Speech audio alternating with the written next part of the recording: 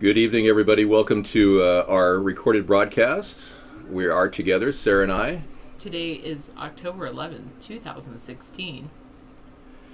We decided just to go right into Truth Tuesday, a little bit into the middle of our show, and give you guys a good full 3 hours of the show. We run our show all the way to 9:30. So as much as Sarah wants me to cut the show off because she wants to spend personal time with me, I do the show in the evening because I think it's great. I think we really have a lot of people watching us, and we enjoy talking about politics. It's fine that our schedules don't align. You know, I've adjusted to it. I'm good. We've got a lot of people who really are feeling disenfranchised from American politics. They know that their voice is not heard and the government isn't listening. And the best thing we can do is get an average American to the White House to lead the nation with a better approach, much more sober and sane than Donald Trump or Hillary Clinton. And if you want solutions to the problems in the country, you simply have to go to AmericasThirdParty.com and check our platform out. It covers all the territory you really need.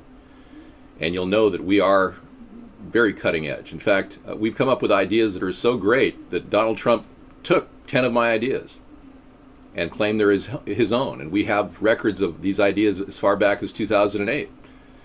The 1,000-mile fence is our idea. The mobile medical units is our idea. The ocean pipeline, he calls an ocean dome, it's our idea. We've had it since 2005. The idea of no refugees coming into our country is our idea. We never, however, attacked anyone for their religion. We never called out Muslims or any one specific group.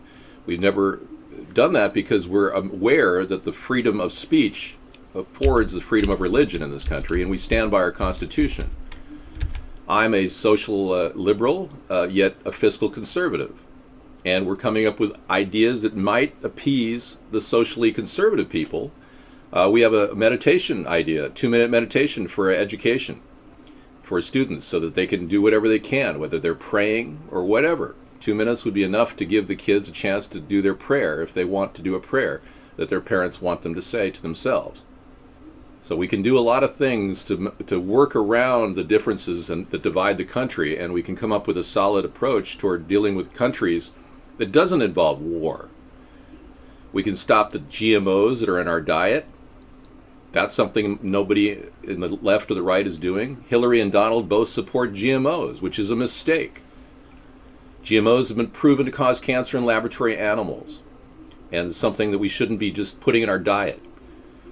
Many people aren't discussing the chemicals being sprayed in our airway. They're doing weather modification, and they're even admitting it. The director of the CIA admits to doing this. It's just insane that we Americans have not been consulted on the destruction of the environment, which is going on in a reckless way as we speak. And we'll talk a little bit about the truth. Every one of you probably who went to college heard about the limits to growth. It's been completely brainwashed into our culture that we have too many people. When in fact I did the math and I found out the truth is we have 15 acres per person on Earth of arable land. Now, you'd have to build a house on Mount Everest or something, or you'd have to build in a swampland in Mississippi. But the bottom line is we have arable land for everybody on Earth. So there's no reason for depopulation other than the fact that the rich people who are pushing this concept of depopulation, they want it all for themselves. And they figure the best way to get rid of the problem is to get rid of the people.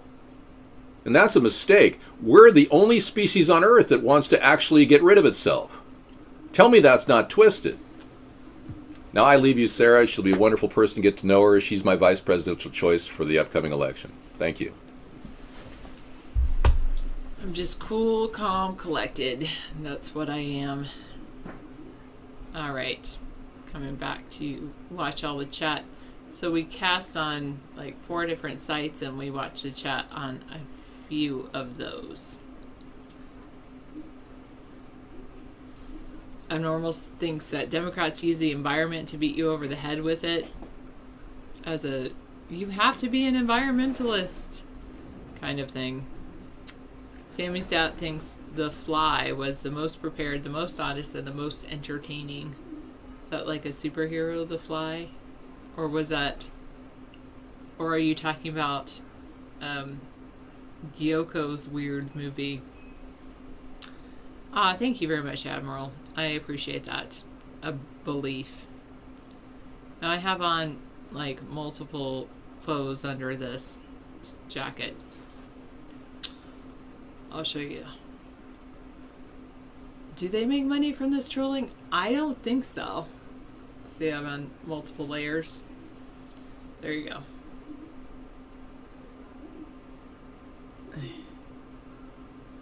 That's how it is. All right. Oh, there was a fly on the debates that landed on Hillary's face. I did not see that. I totally missed it. I don't know how I missed it, but I did. Oh.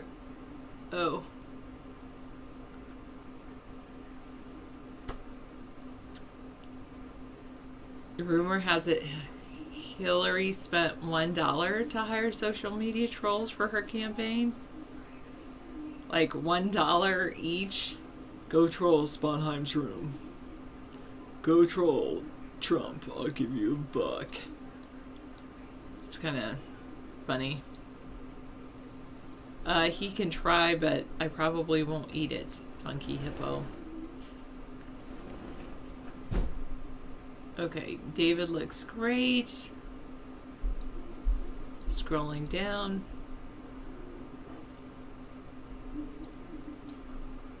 Alright, over at iVlog 8496 whatever says, we need to eliminate population and discourage future overbreeding.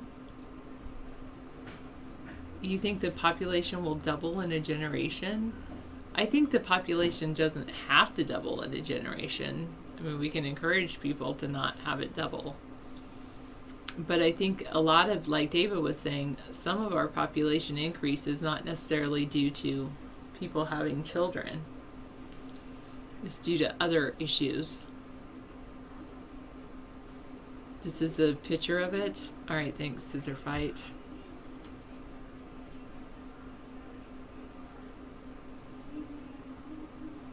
I wonder if that was the. Are you sure that wasn't pasted in?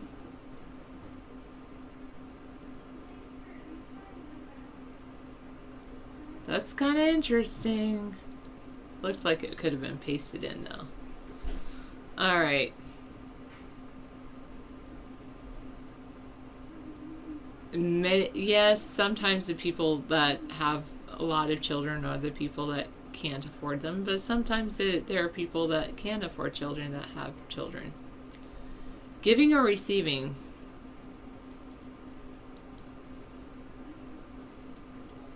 I'm a nice person. Do I like jelly and ice cream? Not together. I don't like jelly in my ice cream. Except one time I had this peanut butter jelly ice cream, which is actually pretty good, but I think it was good because I like the peanut butter in it rather than the jelly. Or maybe frozen jelly is good. I don't know. All right. How about instead of banning him, I'll see if the guests are ready to behave. Frozen jelly ice cream is nice, you think? All right. Some people like it, obviously.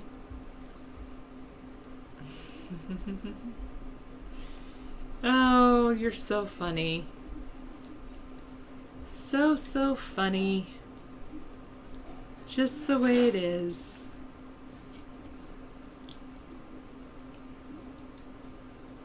David has a lot of things open, as per usual.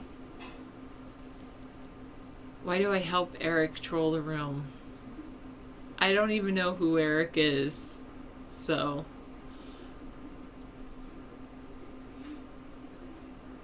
Yeah, that's probably true. Bag of mostly H2O. I used to like seasoned fries and strawberry shakes. Like dipped into strawberry shakes instead of dipped into ketchup.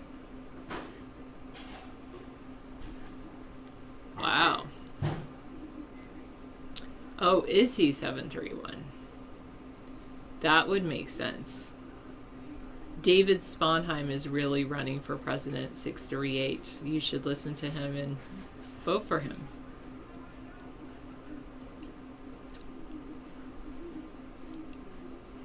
Eric is part owner in iVlog. Okay, well, I'm casting over there too.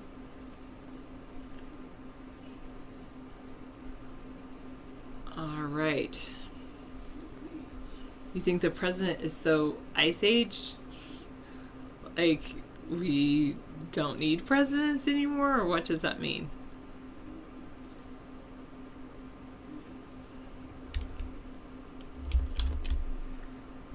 So how do you know this Eric 731, and how well do you know this Eric?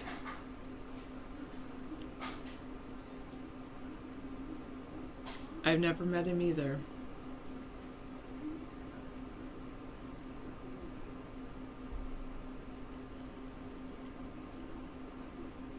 So Trump is declaring war on the GOP, saying the shackles have been taken off. Well, didn't he rehire that Virginia chairperson that he let go then?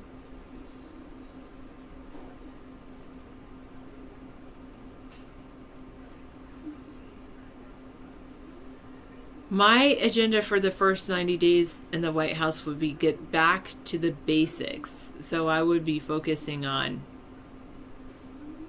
water, getting our ocean pipeline up and running, food, essential food program, housing, our homestead renewal plan,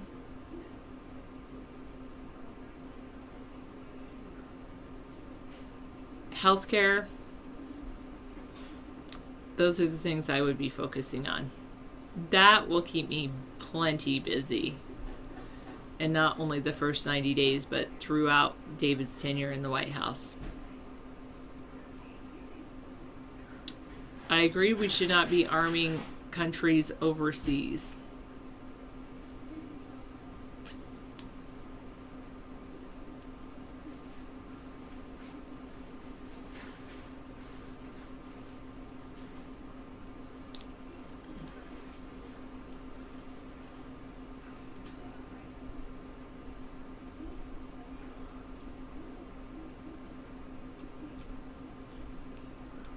Oh, I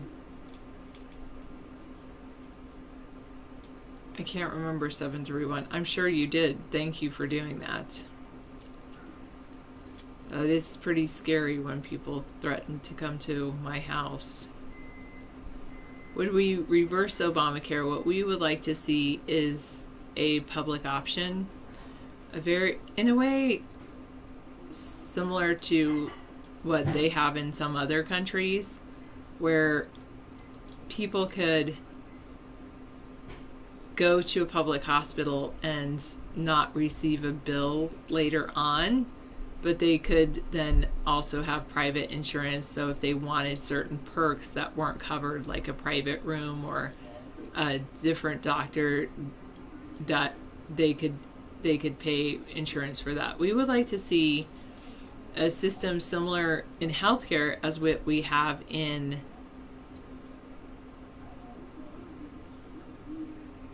we need to have a system similar to what we have with public education, I believe, where not everything is covered, but there's a baseline that's covered. I believe it can be paid for with our current Medicaid and Medicare funding. I believe that is how it's paid for, and then in addition, it could also, if additional money was needed, it could be paid for out of property taxes, similar to how education is. Yeah, well, a lot of people say don't get sick, because today if you get sick and you go to the hospital, you're facing like a $10,000 bill. I don't believe public education is a joke. I think that it does a great job educating the masses. No, Sammy's dad.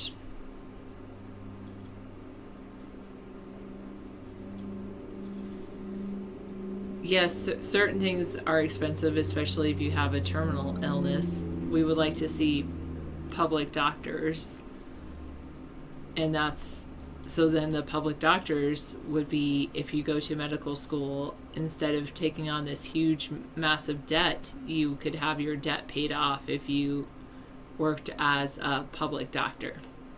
Yeah, we have low flybys all the time. Yeah, doesn't one need to be indigent in order to qualify for the indigent system? Hello, Casper Ghost. How are you, dear?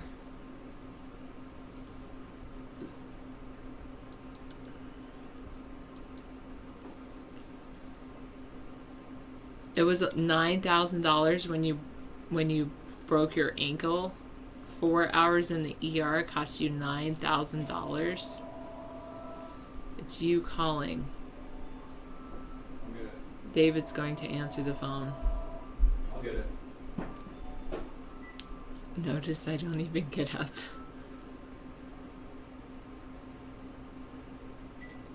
Yeah. Hey, Graybeard. Hi. Hi. Hey. What university or college did I go to? I went to Western Washington University. That's where I went. Okay, well let me go ahead and have Sarah talk to you. Graybeard. Okay. Meditation thing. Hello, Graybeard. You don't mind being live with the rest of the people here? No problem at all. So I just want to put the idea of meditation in schools to a little bit of a test now. I'm not in favor of anything in school, because the minute you do something, someone's going to complain. Right. For instance, I'm Native American. Can I rattle my rattles? So I actually instead of any kind of silent, what I do, I'll say, is I have 10 minutes of silence and writing. That's a long time. No. During that time, students are required to write. I want to see their pencils moving. However, they can write about anything they want. And I think that's very beneficial, because all students need practice writing, and they can develop the ability to write more stories, or they can write about their life, and I think that's very valuable. And so I think that I don't know if you can have, like, you can ask for moments of silence, but I think that the thing is, there's so much education requirements these days that I think that and that silent time is, if I'm doing it, I actually play music during it, so it's not totally silent, but it's a time for the students to not be talking. So. Well, I'm trying to think of this in a legal sense, because you know that someone is going to get their knickers in a twist, and they're going to go, I'm Hindu and I use those little symbol things when I meditate. Or it's actually, I went to a public school. That I have to promote to everyone else. I went to a public school, and basically it was, I had certain times in my high school where we had moments of silence every morning, and it was just like 30 seconds to be silent. The only requirement was that you're silent. Put this to a bit of a legal test, because, like I said, even the minute, in my opinion, and I'm not telling you what to do or whatever, I'm just saying, in my opinion, the minute you open that door to let anyone have meditation, you are then describing as the power of the state. We're not saying meditation. We said moment of silence. I said meditation. David said meditation, okay. So I have to say fine. That's fine. that 30 seconds of silence is better than meditation. Kids can meditate during that 30 seconds of silence, but well, no, I was talking about a 2-minute period. Is 2 minutes too much? Yes. Okay, maybe 1 minute. The legal flaws have a moment of silence or, whatever. I mean, the thing is, you can pray or do whatever before you get to school. You can do, and I had a moment of silence too when I was in school. I remember that. I remember it. And yeah, people can do whatever they want during their moment of silence. Yeah, but if someone's going to pray, then there has to be silent then. Then as the state, are you not telling a person how restricting their well, okay, if it's a moment of silence, I guess it's the silence. My beef was with the actual word meditation. Okay. Because, like I said, the minute you bring that into play, right, then it's like, well, this is how I meditate and all that. Yeah, no, I think that 2 minutes, unfortunately, is too long in today's educational system, and I think that it's just 30 seconds of silence, and that there's research has shown that silent time is, and it doesn't matter. I'm not going to dictate what students do during that silent time. It's just silence.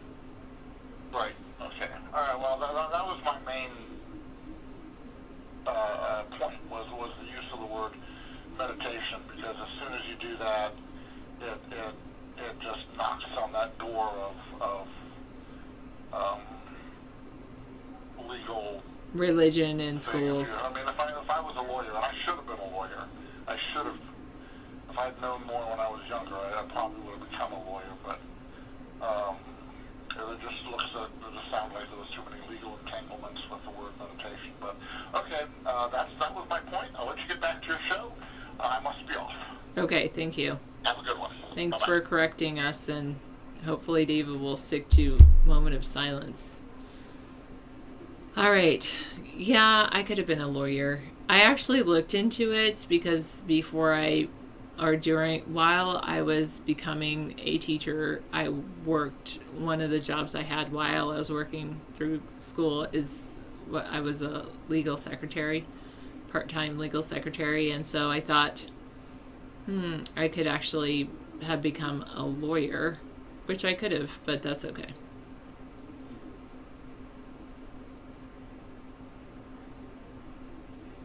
Yes, that's about all we have time for in kindergarten through high school, is teaching mathematics and literacy.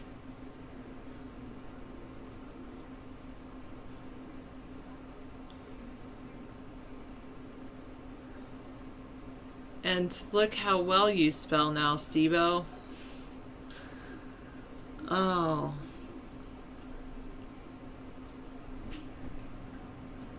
Yes, there you go, NYPD one. Alright.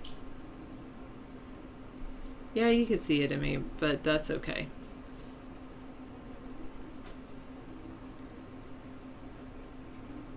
Well, I know, that's the thing, is like I couldn't be a lawyer because some people don't trust lawyers. I'm a very trustworthy person. Well, what makes you think that America ranks atrociously on the education ranking? America is actually, it was sliding, but then it came back up on the last TIMS. It was sliding in the TIMS previously, so in the 90s, in the 2000s, it was sliding, and then 2010 it came up, or 2015.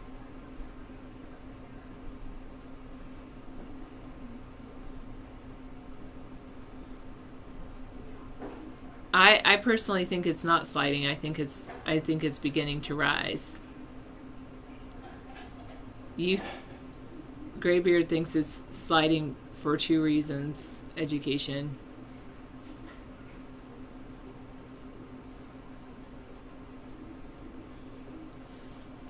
No, it was not Sammy's dad.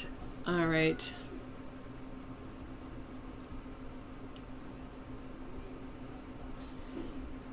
Graybeard thinks society does not make educational goals like the Japanese and Indian cultures, or a mainstay. And second, he believes that there's too many distractions for kids.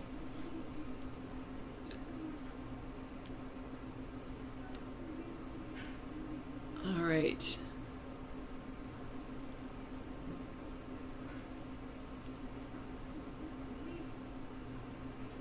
I'm glad you became a mechanic. What's a PD test? What is that? What's that short for? You're in logistics in the Marine Corps. You got out. You took your PD. Is that personality test or what? Yeah, sometimes the kids can get distracted these days. There's lots of distractions.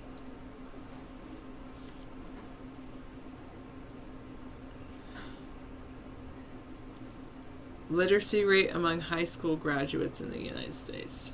Well, I'll say this then. I guess I'm just blessed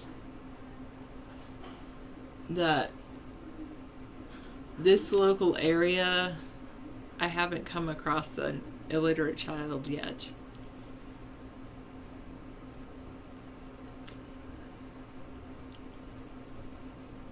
So,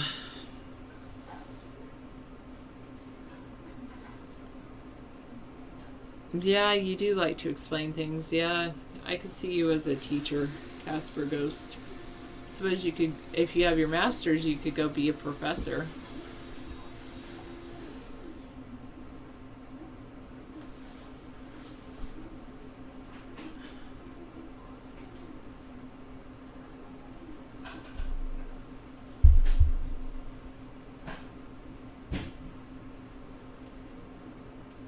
Oh, man.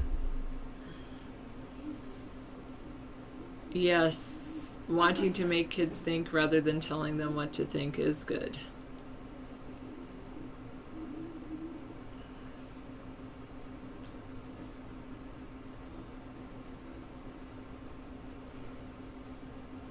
I agree. All right, what did you say? Literacy rate for U.S. high school graduates. Illiteracy.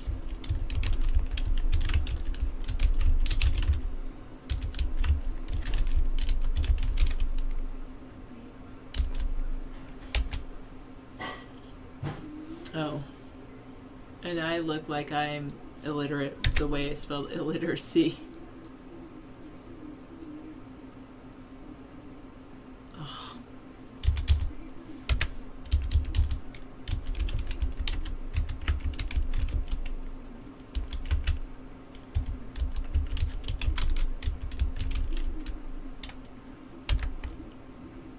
I wonder if it has gone down since certain times.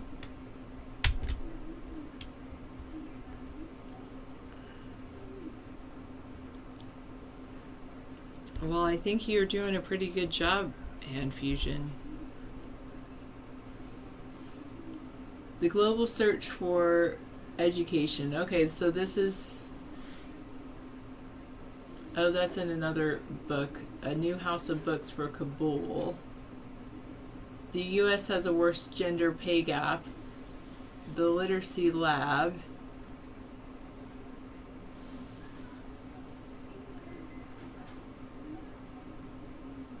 STEM literacy and jobs.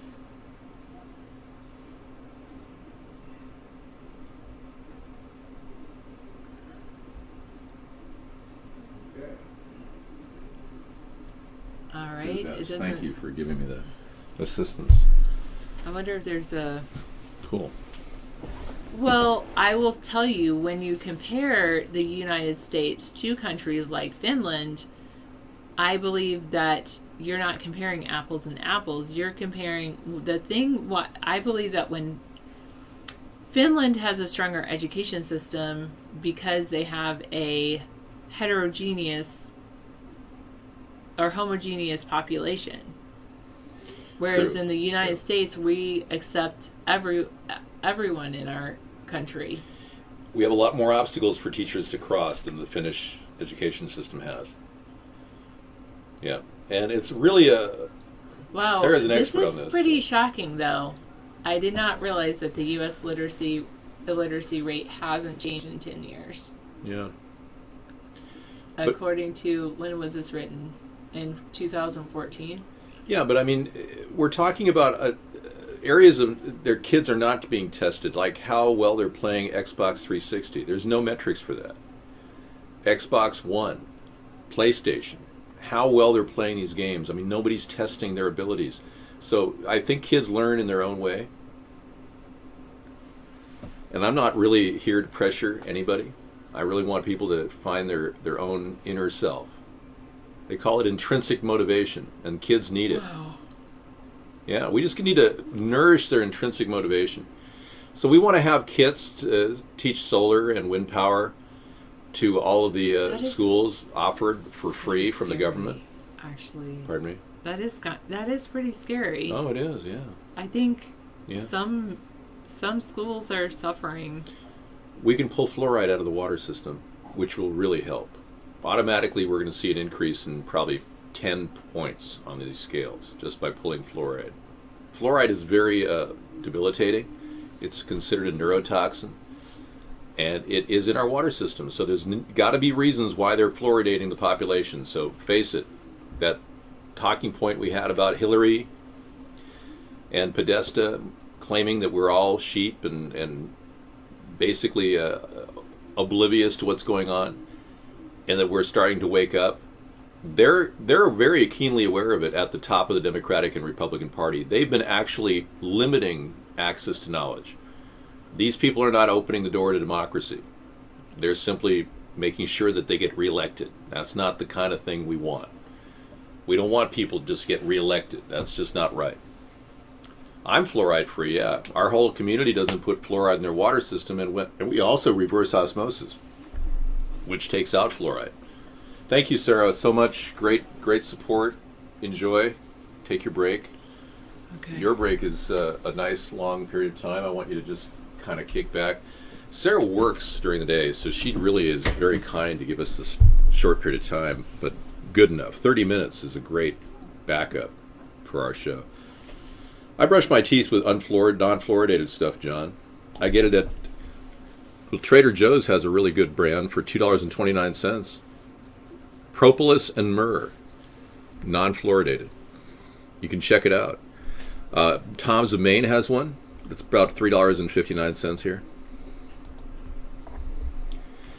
Yeah, so you can avoid fluoride if you want, but fluoride in our water system has no purpose. There's never been a single study proving that fluoride in water prevents cavities.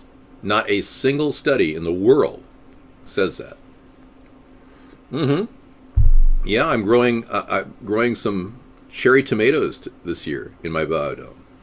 They're not ripening as fast as I expected. I've got a double layer. I'm thinking of pulling it down to one layer. Yeah, I was expecting them to be red by now, but I guess when the winter hits, tomatoes go into a kind of a hibernation mode. No, I've talked about my hair. People didn't like my hair tonight. They said it was really messy. You know, Sarah's got a different thing going. I'm wearing press-on veneers. My lowers are more like the uppers that I have. The color is yellow.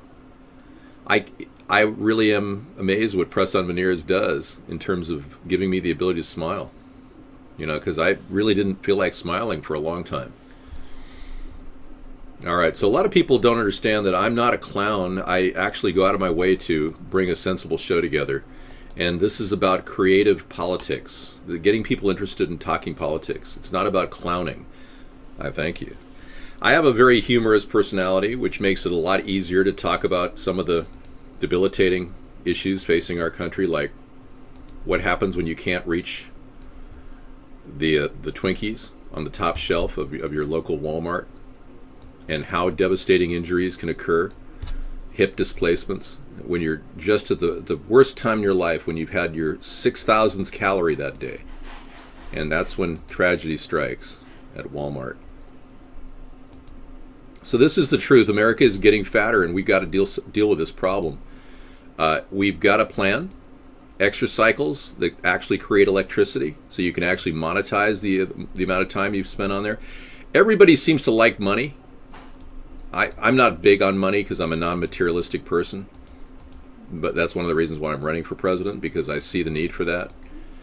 But everyone likes money, and if I could tell that this person, whoever this person is, that they could make some money by getting on an extra cycle at their local gym, it'd be great. Yeah, so we'll put together extra cycles or they're called parasitic generators. So you can actually generate electricity when you pedal. Isn't that great? We can use them at prisons, so prisoners can actually make a little bit of money. How did you get that pic, Dave? I've lost weight. Okay, that's cool. Well, I'm glad you're working on your losing weight. Getting up off of the Walmart rack is actual work. Well, the fact is, I am an original person, which doesn't mean I'm retarded. It means I'm a genius. And because you have the mental acuity of a small leech or possible garden variety slug, you don't get it. You don't understand it. Calling out another chat room is insane because I dominate the internet. You can't even touch me, especially now. Casper the Ghost says, children in high schools form mafia groups where they protect each other and attack authority figures. You're so right, Casper. And they have too many ways to get revenge on teachers. You're right. What about a three-strike law against kids that are bullying? What do you like? The idea is if a teacher sees an actual physical assault, that's strike one. Strike two is a second assault. Strike three, of course, is a third assault. Strike three means they spend 6 weeks in juvie, in lockdown, for retraining and sensitivity training on how to behave around other kids. Stop the bullies. I am brilliant. Thank you so much. Anyone can compliment me. It's okay. I can take it. Just dish it on. Well, it does start in schools, John.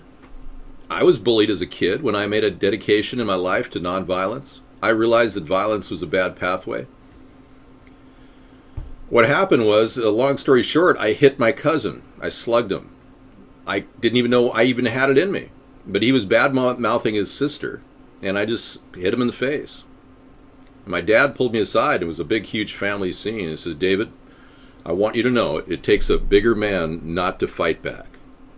And I always respected my dad because he was a war hero. I mean, he killed all these people in the war, came back with medals, and he did such I guess he decided he didn't really want to have a son who was violent. So he taught me nonviolence at the age of 7. And I've followed that pathway ever since. It saved me a lot of hassles. It saved me a conflict everywhere I go. Even today, I could have been in a physical fight over some nonsensical statement somebody made.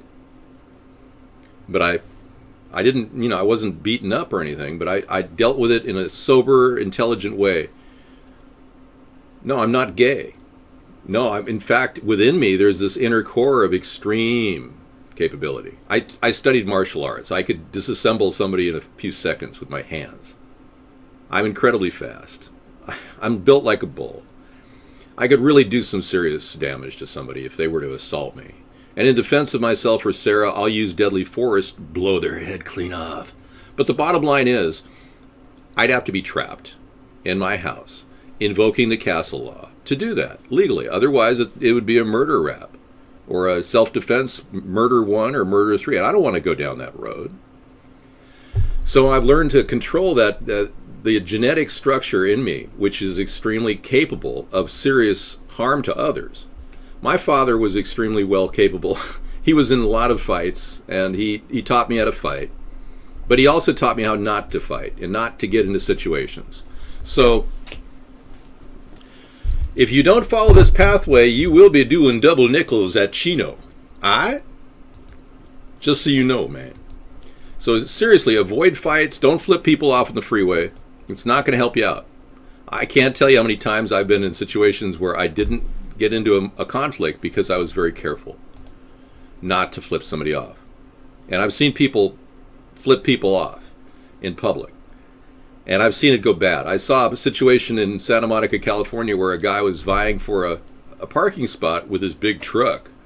And some little guy with his girlfriend pulled in their little subcompact car. And the guy got out. And I was watching this from across the street, slammed his door, got out, and it literally pulled the guy. The guy sitting there with his girlfriend pulled him out the window and started bashing on his face. Boom, boom, boom. boom, like that. Yeah, I saw that happening. He could have easily hurt the guy. Well, he did hurt the guy. But I stopped him. I said, hey, break it up right now. Walk away right now, dude. Right now. And you just kind of like, you put yourself out there, and I was able to stop that guy from having his head pummeled into mashed hamburger. And his girlfriend was like screaming and crying. It was just unbelievable. I'd intervene for the little guy. And I did. I'm not afraid of anybody. I have tremendous courage. I wouldn't be running for president against all odds, against censorship, against a swatting that happened in my house unnecessarily. And I am absolutely convinced that bad protocol is going on in our local police department.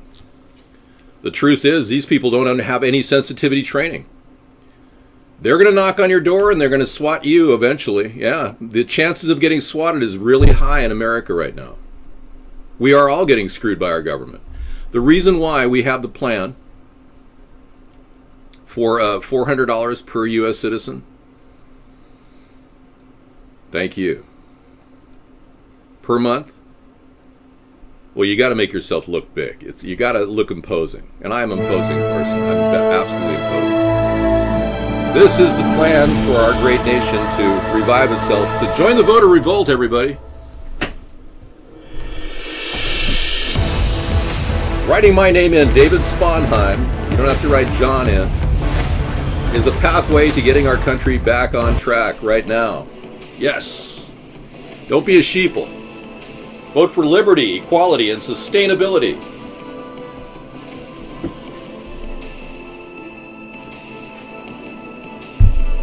Yeah.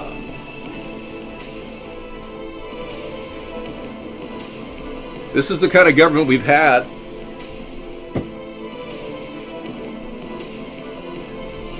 We the people have had enough. We're not getting choice with just two parties. We need a third party. Don't be led to the slaughterhouse. We demand a voice in government. Thank you. You can write in whoever you want. Sarah's not an official write-in candidate. I am. Big mistake there, buddy. So we've got people all around waking up.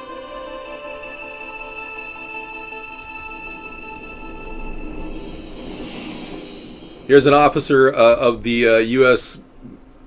Navy who says, I didn't join the Navy to fight for Al-Qaeda in a Syrian civil war. And this is the kind of message that is being tossed around among families right now. They're going, what are we even in these wars for? What the hell is this all about?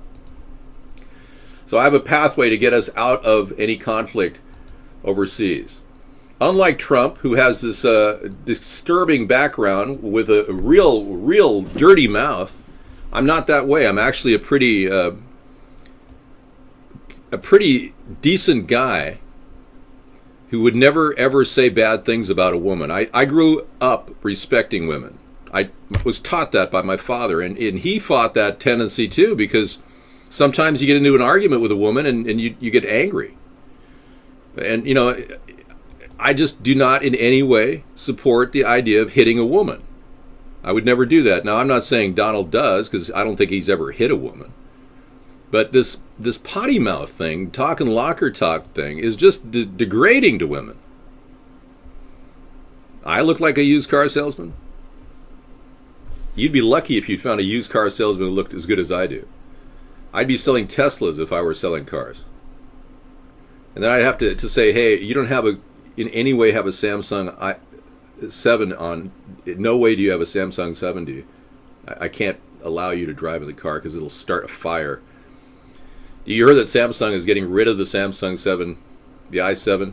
Isn't this it's amazing they're scrubbing a product that they spent all this money in research and development in. All because they can't find a lithium-ion battery. Donald Trump does not have the mental acumen to run the country. He went to California and he literally said there was no drought. Now, anybody who would say such a thing in the time of need that California is in right now, and then at the same time claim that he has an idea called an ocean dome at the same time, means that he never connected the dots between what we have, which is a plan to save the California coastline, And what he came up with, which is clearly a stolen idea. He took our ocean pipeline idea and calls it an ocean dome, and then denies California has a drought. So you're looking at a guy flying by the seat of his pants, borrowing ideas. I don't do that.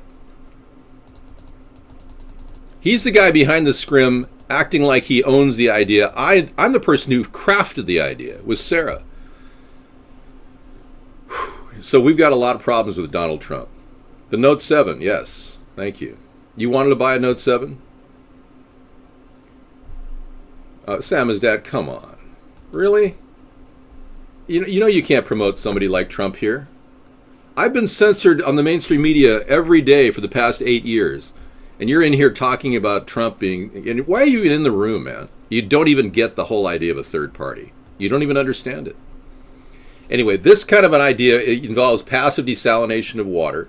The inside area is seawater. These are sealed modules. They get up to about 150 degrees in the summer.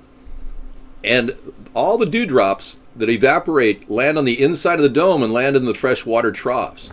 And then they're stored in reservoirs. And we've got plans to actually implement home packages for 200 or for 4 homes at a time as an emergency backup plan. And this is the idea, essentially, that I have, which is a package that would sell for around $25,000 to get fresh water to people in California, 4 houses at a time. And I'll show you the idea here. Thank you. Yeah, I'm telling you, man. I'm amazed you're even in here.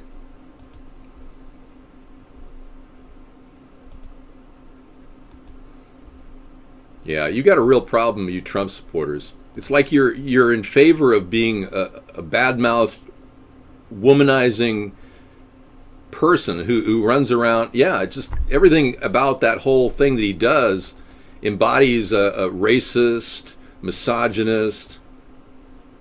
I know. It's bad. So this is the ocean pipeline package for 4 homes. It involves 3 solar panels, 100-watt solar panels, a windmill that generates a decent amount of energy, battery system, and a reservoir that can be drawn from at any time. We're going to go ahead and terminate guest chat because of all the harassment that's going on in here. They're desperate to stop me. They can't do anything to do this. No. They're coming up with garbage after garbage because they see what's happening. People are waking up to what is good and what is not good. So I'm going to go ahead and slash guest off. You guys can't in no way promote your personal life here and try to get to a cheap sex act with somebody through our chat room. Yes, we can grow hydroponics in our pipeline. Yep. In fact, Scissorfight put together a little idea of his own that he took off with that idea and came up with the package for the pipeline involving some hydroponics. I believe that we can make fisheries inside of these units, that we can actually grow things that we can eat, like shrimperies. Yeah.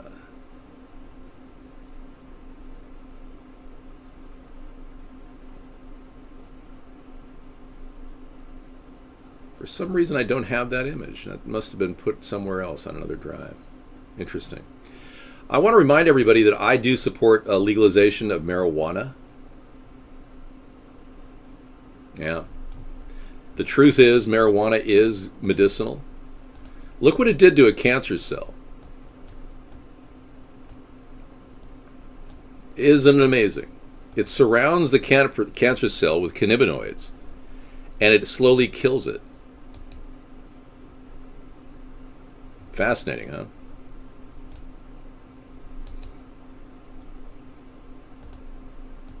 Slowly it eradicates the cancer cells. So part of our platform is legalization, and I talk about it primarily because I'm the person who's tried marijuana. Sarah has never tried it, and I don't push it on anybody. I don't believe in that. So legalization of marijuana is something Trump will not do. He claims he's never smoked marijuana. I find that fascinating. I really do. When 58% of the population has smoked marijuana and wants to legalize it, he's never tried it. But yet he has a constant, what appears to be a nasal drip of some sort. And we don't know what that's all about. I mean, you got to ask yourself, how can a person have 103 snorts in one debate? How is that possible? And what is going on with his respiratory system? And how can a doctor give him a clearance when he looks like he's struggling to breathe? Yeah, I'd like to know. Inquiring minds want to know.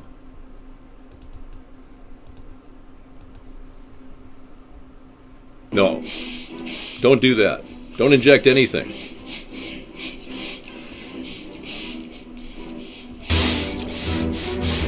Yeah, I hear that, yeah. Eating is better than smoking it. Good point.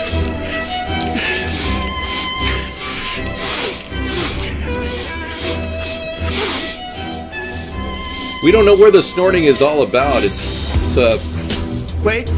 And we think that Hillary has Parkinson's. So you guys, you're voting for some old person when you need a young, vibrant man to run this country?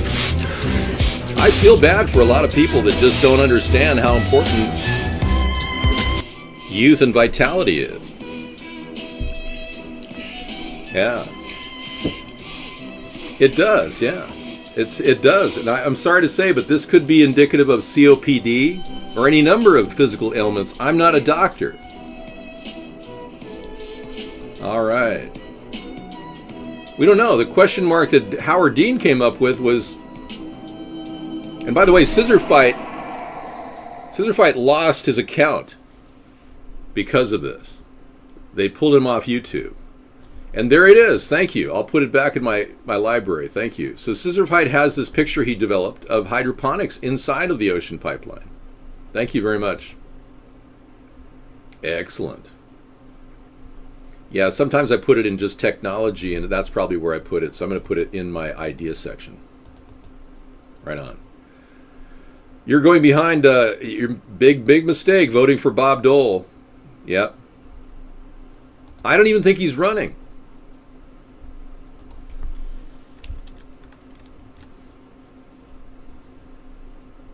Oh, there it is. The reason why it didn't come up was it's a PNP, or it's a ping image. That's why it didn't come up. Okay, now I know. This XSplit only pulls up the JPEG and GIFs. So cool. I've never had that problem before, but here it is. Yeah, so you can grow anything in these units, theoretically. And these can be portable. We can move them. We can disconnect them and reposition them. The top comes off of the bottom, and they stack vertically. You can carry about 50 of these hydroponic setups. They're 11 feet by 7 feet. And you string them along with flexible HDPE plastic, high-density plastic. But we can construct a 200-mile run of hydroponic desalinators within a year. That's the goal. Is there a natural cure for hemorrhoids? Okay, well, that's a tough question.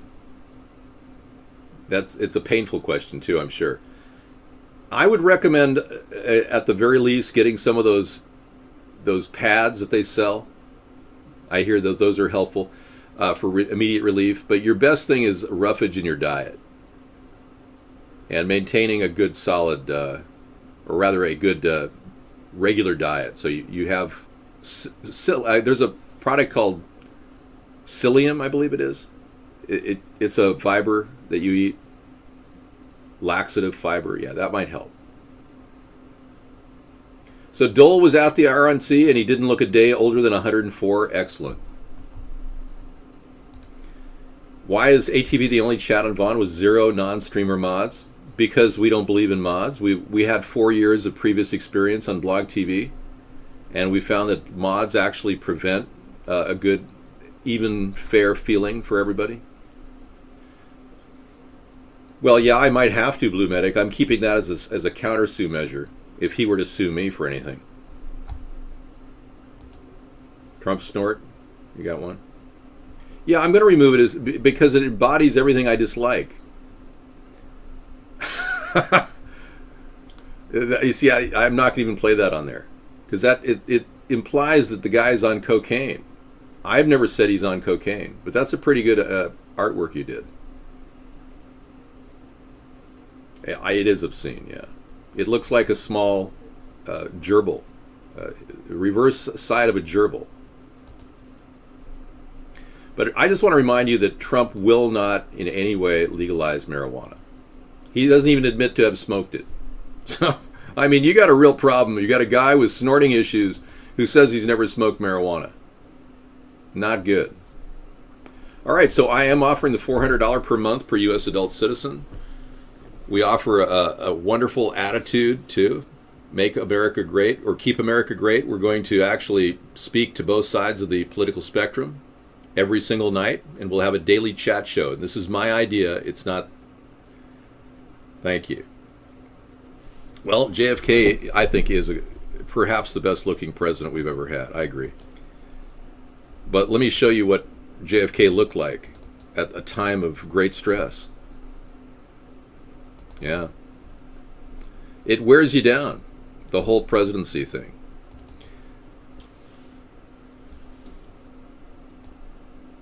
Yeah, where is JFK here? My fellow Americans. Many of you don't know that Larry Flint was running? Yeah. All right. Yeah, he had a better head of hair than me. And he was only 45 in this picture. So I don't know. I may have him beat. I'm 56. I like the way he looked. He was a very classic looking guy.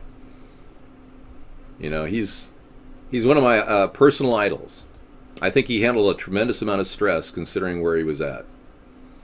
And I'd have to wrangle with the same elements of thuggery that he had to deal with.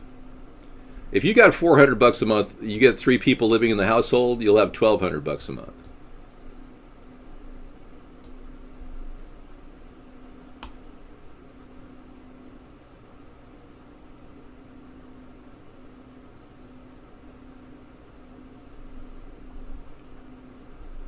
Ask not what your country can do for you. Ask what you can do for your country. We will go to the moon in this decade. In this decade. Anyway. Wouldn't it be great to go to the moon? I can't wait till mankind makes it to the moon.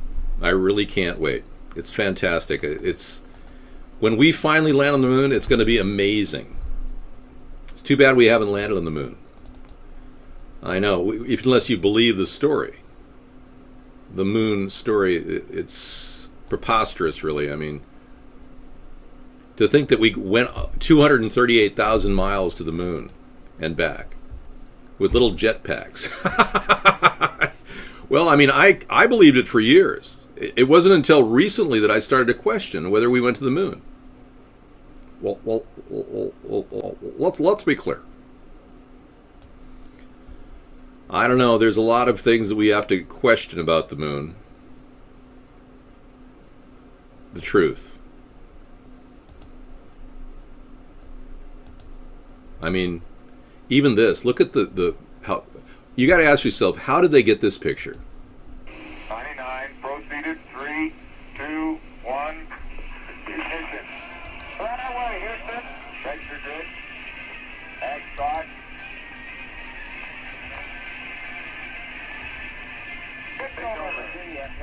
The last alleged mission. So somebody was on the moon watching as the liftoff vehicle took off. They just left a guy down there, and he had a camera, and it was some sort of a film camera, and It's Friday in Manitoba. I do understand astrophysics. That's what makes this so difficult. The fuel packs that the Apollo program had on their back were not enough to get to the moon and back. Period.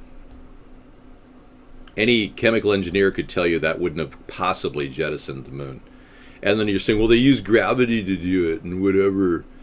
Actually, there's a thing called the Van Allen belts that are truly parked outside of the Earth that will not in any way let anything in. it will be a lockdown. Yeah. But I can tell you that the Earth, the satellite work that they put out there is very good. They could get it up into the orbit above us within the ionosphere. They can control it. They can take photographs of the Earth from side angles. It's amazing what we can accomplish. But to say that we went to the moon and back, I'm sorry. Yeah, you can just say, oh, well, you don't believe in we landed on the moon, I'm not going to vote for you. That's fine. That's okay. But I looked at this subject from many different angles, and I can tell you that what appears to be an almost drugged out Neil Armstrong landing on the moon was probably not accomplished. And I'll tell you, one of the strangest things about that conference that Neil Armstrong had when he landed, and by the way, he debriefed. In 1969, he debriefed for, let me show you this. This is what I'm leading to. He debriefed for 18 hours before actually speaking in front of cameras. And here is Neil Armstrong.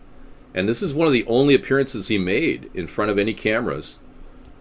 He never talked to anybody except for one other occasion, meaning he stayed in hiding for his entire life, which people didn't know. I'm not going to autograph anything. Sorry.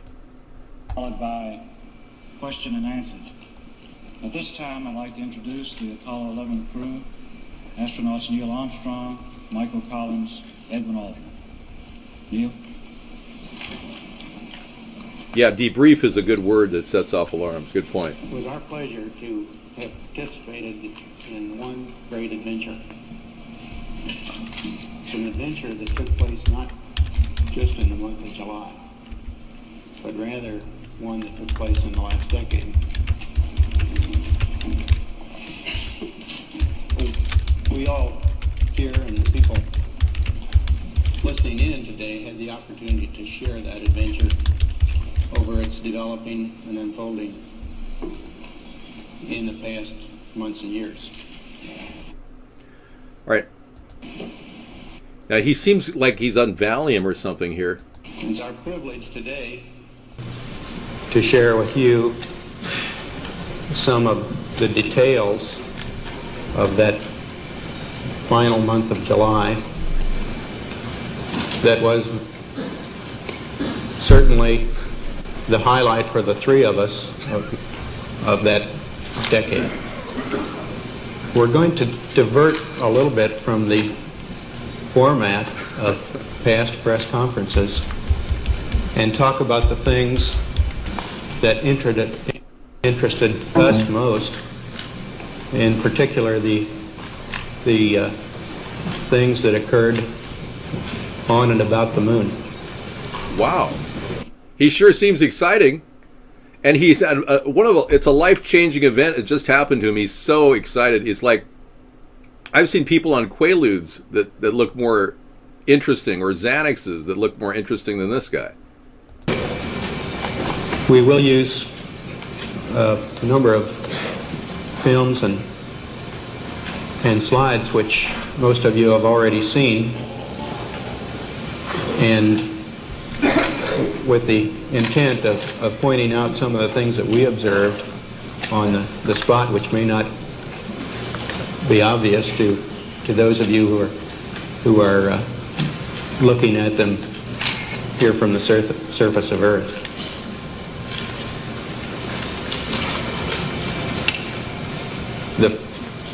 Now the whole country was going, oh my God, we just landed on the moon. This is incredible. I mean, I was there. I saw this conference live, not at the event, but I saw it on television live. The flight, as you know, started promptly. Promptly. The flight started promptly. And I think that was characteristic of all the events of the flight. Okay. The Saturn gave us one magnificent ride. All right. Here we go. The Saturn gave us one magnificent ride. Big problem. He didn't fly on the Saturn. He flew on the Apollo. The Saturn gave us one magnificent ride. Okay, yeah. Somebody's not home. knock, knock, Neil. Somebody's not home, so he can't really defend himself. He's really unavailable right now. He passed on, but yeah. Didn't fly on the Saturn, Neil. Sorry, hate to blow your bubble there, but yeah, it was called the Apollo. And the reason why I know is my mother actually wrote the flight plans for the Apollo, Saturn, and the Gemini program. I was in utero when they were being written, and I probably heard the word Apollo about 4,000 times in my prenatal pregnancy stage, when I was not pregnant but in my mother's womb. So I personally have a problem with this guy. Yeah. Now, it was a great plan to get to the moon. It really was. But Nixon had a massive ego, and he wasn't about to take no for an answer. He needed somebody to recognize him as the president that could go to the moon in our time, that John F. Kennedy had talked about. Now, here is a video that is more recent that shows the truth that NASA is really spinning, that they someday hope to go to the moon. Seriously, listen to this video. It's absolutely amazing. I was shocked when I saw it.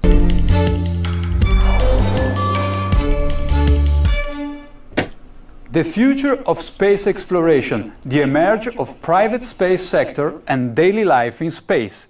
These are among the topics we discussed today with two special guests from International Space Station, Terry Virts, the current ISS commander, and Samantha Cristoforetti, the first Italian female astronaut in space.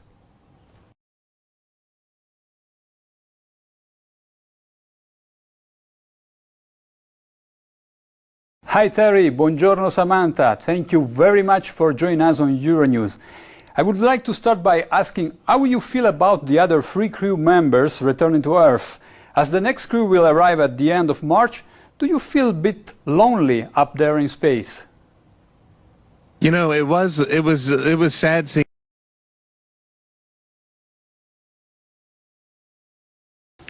And what comes after the International Space Station once its mission is over? How do we ensure the presence of humans in space?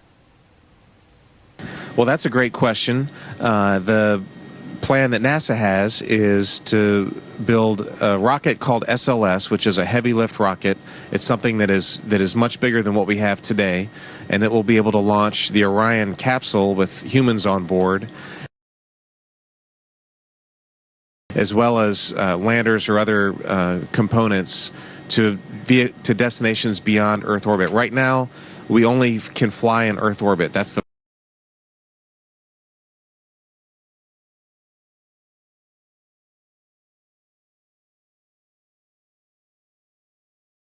Look at that. We can only fly in Earth orbit. That's the Van Allen belts that we're talking about. 230 miles above We Earth. only can fly in Earth orbit. That's the farthest that we can go. And Yeah. this new system that we're building is going to allow us to go beyond and hopefully take humans into the solar system to explore. So the moon, Mars, asteroids, there's a lot of Wow, we could destinations go to the that we moon could go someday. to. We could go to the moon. You heard a NASA official just say we could go to the And moon. we're building these building block components in order to allow us to do that eventually.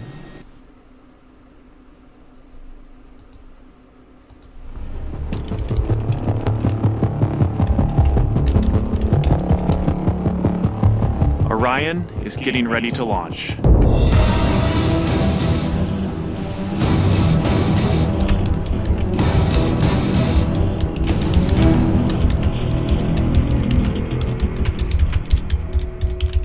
My name is Kelly Smith, and I work on navigation and guidance for Orion.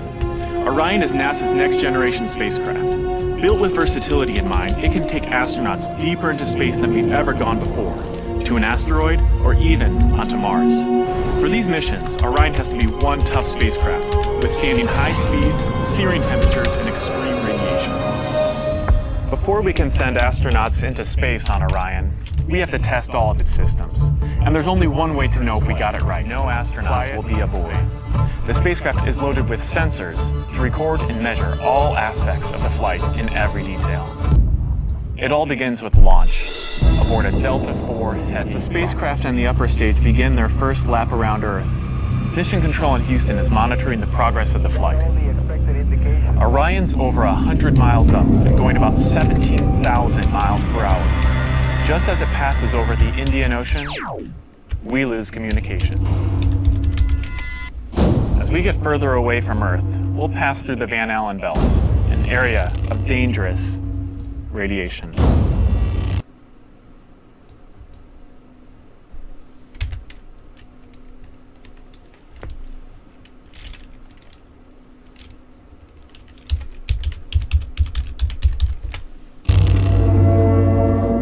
Radiation like this could harm the guidance systems, onboard computers, or other electronics on Orion. Naturally, we have to pass through this danger zone twice, once up and once back.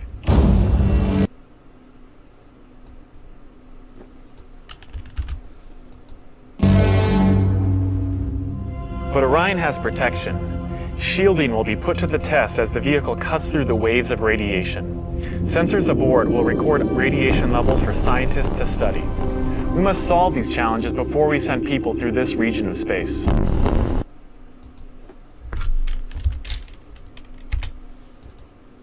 It's great to be a part of this first space flight for Orion, and we're looking forward to beginning a new chapter in human space exploration.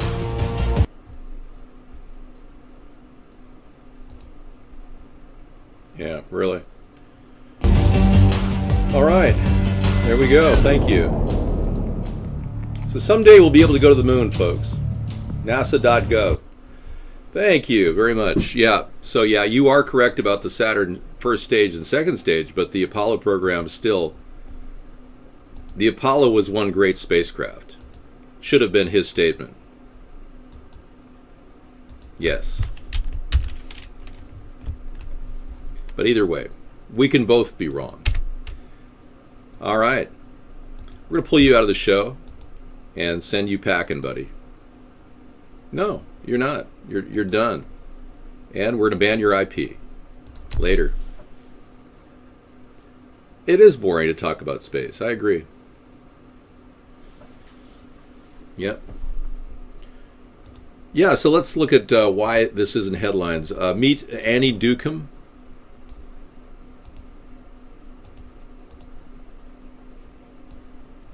The government chemist who purposely sent thousands of innocent Americans to prison. There she is. In 2013, the Massachusetts state chemist Annie Ducombe pled guilty to falsifying the results of over 40,000 drug tests that ultimately sent thousands of innocent Americans to prison. It's been more than 4 years since Ducombe's crimes were uncovered, and yet numerous people are still locked away because of her corruption, many of which have no idea she was the one who brought about their horrid fate. Wow. Unreal. The wheels of justice turn pretty slow, folks. Imagine being locked in a cell and knowing you're innocent. Imagine how you'd feel as you watch the prime years of your life taken away from you, all because of a vicious government chemist along with the low IQ cops who willingly enforced the corrupt war on drugs. Ducombe had intentionally forged signatures and tampered with evidence to further both her career as well as many prosecutors who she had close relations with. She also invented fanciful job titles for herself, such as Special Agent of Operations and On-Call Terrorism Supervisor, and would then testify in court as an expert. Prosecutors adored Ducombe, referring to her as being a part of their dream team and even taking her out for drinks. In one email with a prosecutor, Ducombe had said she wouldn't be able to give her expert testimony, to which the prosecutor replied, No, I need you.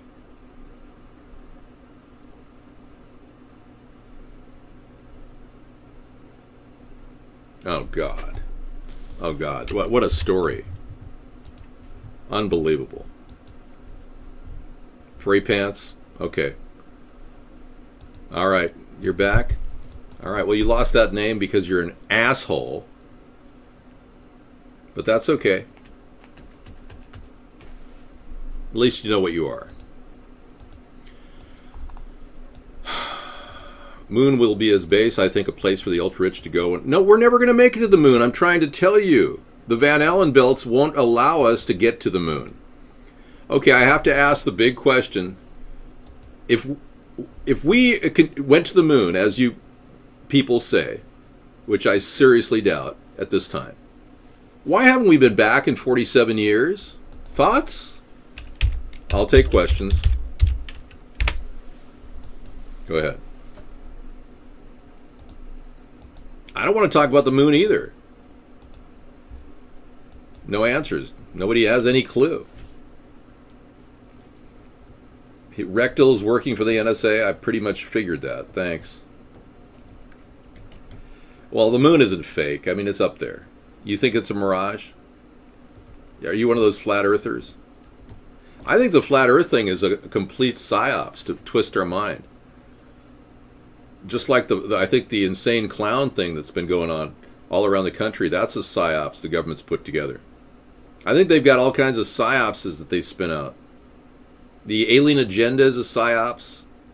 The weird clown pictures, that's probably, those guys are probably FBI agents.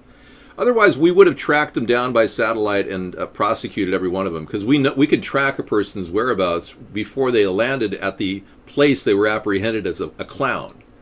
So we can find out these weird clown sightings. The government doesn't want to find out the weird clown sightings because they want us to live in fear.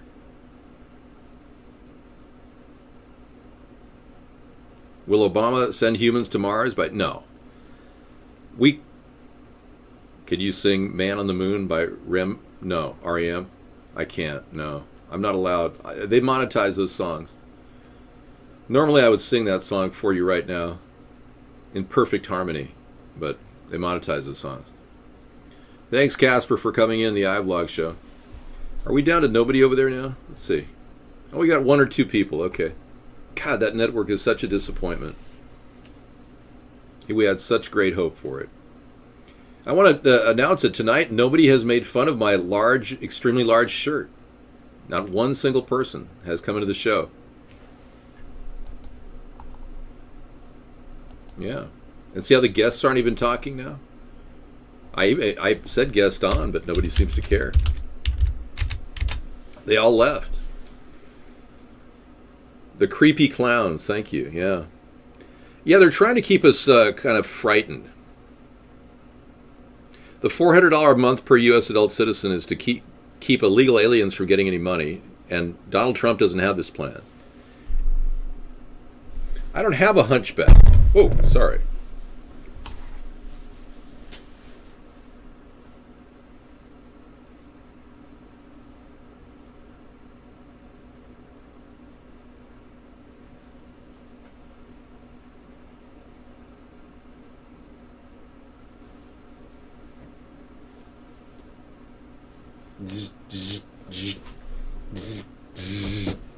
As you can see, I'm perfectly normal.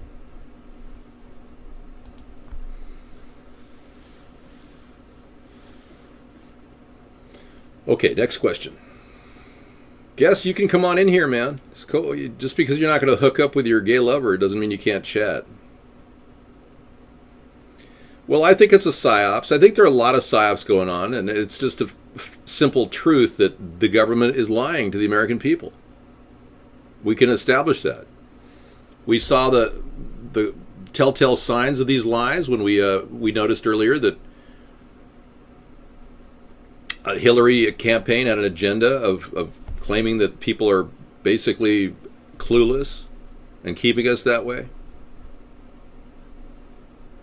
Well, there's so many things we can't talk about. The media will not let us into the dialogue because I'm against GMOs. Monsanto is all over this food supply. They want to push this hard. They'd see this as a tremendous threat to their viability, and they should, because I'm going to prosecute Monsanto. We'll use the Justice Department to prosecute them, and they'll have to pay reparations to all the farmers, all the organic farmers that they've screwed over. I was a person that stood behind organic food production in the early 80s. I was a marketing person. I opened a company in Los Angeles that was marketing organic produce, wine, potato chips, everything. Whatever I could market, I tried to market because I really believed in organic produce and organic food. But I saw that whole effort twisted, and I've seen all the years since how Monsanto is trying to now put out genetically modified food and claim it's not genetically modified food. It's this weird Crispus concept that they're allowing, which is a non-GMO product. They're claiming it's non-GMO, but it is genetically modified, but very, very slightly. Let me see if I can get it for it. Yeah, they just received their first go-ahead to create a thing called CRISPR. This is a product, they're licensed to modify products. Monsanto just received this licensing. This is from Natural News. Entered the GMO 2.0 business with the signing of the license agreement to use technology known as CRISPR due to a recent ruling by the U.S. Department of Agriculture. The technology will allow Monsanto to create a new generation of GMO foods that are legally permitted to be labeled non-GMO. CRISPR is one of the broad family of new technologies known as deceptively as gene editing, in which scientists attempt to create targeted changes to genomes. Critics note that for all the grand claims, gene editing is marred by all the same problems and dangers as the original GMO techniques. So I'll give you that link you can just check out. Well, let's be clear. Yeah. You know, you never know about your liver, by the way. And if you guys, folks, if you're eating really low-fat diets, Blue Medic made a good point. Dave, if you vote for Trump, you are part of the problem. Good point, Blue Medic.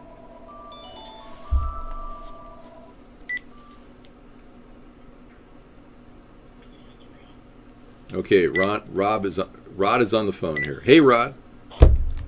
Hi, Dave. I'm extremely concerned about Monsanto. I'm extremely concerned about the globalization of seed banks and the protection of food. I think it needs to stop, Dave. I agree. It's almost as bad as Nestle with the privatization of water. Right. Like, you can't take away the basic necessities of life. It's not fair to human rights. You're right. That's all I wanted to say. You're right, Rod. They're killing us off slowly with slow poisoning techniques. And they say people will get tumors. Slowly. I mean, they're going to monopolize everything we need as a basic human right. If they can monopolize air, they'll do it. I guarantee they'll do it. Okay. Anyway, that's all I wanted to say. Thank you, Dave. Thank you so much, Rod. Take care. Yeah, they'll monetize air, he said. So true. They're going to make it so that we're all paying just to breathe.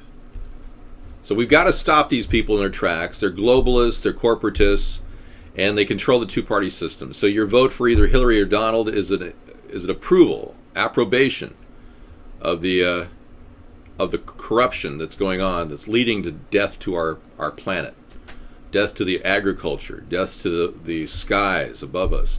I mean, I'm the only candidate out there that's fighting to stop chemtrails. Can you believe that? Yeah. Well, they are GMO air. That's what chemtrails are, is GMO air. Now, they won't stop until they actually, implement end of the world strategies, take down of the entire country. They'll probably want to detonate once they're underground. These people are so mentally ill they think they could live underground and pretty much take out the Earth's surface and do a reset of our entire ecosystem. This is how demented they are. And their plan has ultimate negative effects on humanity. That's the problem. I'm not in any way insane, and that's slanderous what you're saying. Just because I take on the tough issues every night, I'm the one in there fighting, and I'm a messenger. You hate me. You hate the messenger. I understand that. Yeah, Louisiana, there's no write-in. Yep. Albert, go ahead and vote your conscience, whatever you want. We know that Louisiana and Oklahoma do not have a write-in category. Sarah's here again. Thank you, Sarah.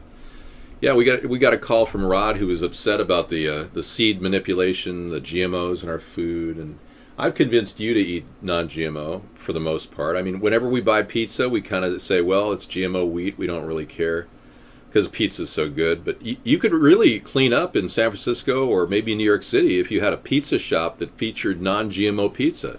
That's how many people are cluing in on this really good way of eating. Avoiding genetically modified food. And I think I should play you at the very least one video that I play on Truth Tuesday that really typifies the whole problem and how the government isn't telling us the whole story about the food we're eating. Listen to this short video. It'll kind of shock you.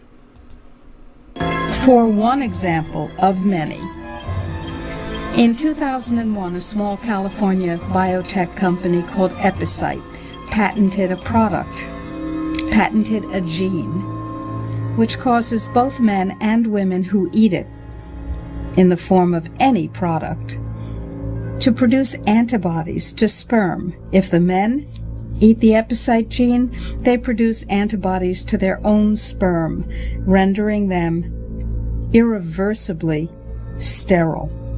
If women eat the Epicite gene, when they have intercourse, their bodies produce antibodies to the sperm that has been deposited, and they become infertile through the destruction of the sperm. Now, DuPont and Monsanto formed a joint venture, purchased the Epicite firm, and, quote, commercialized the Epicite gene.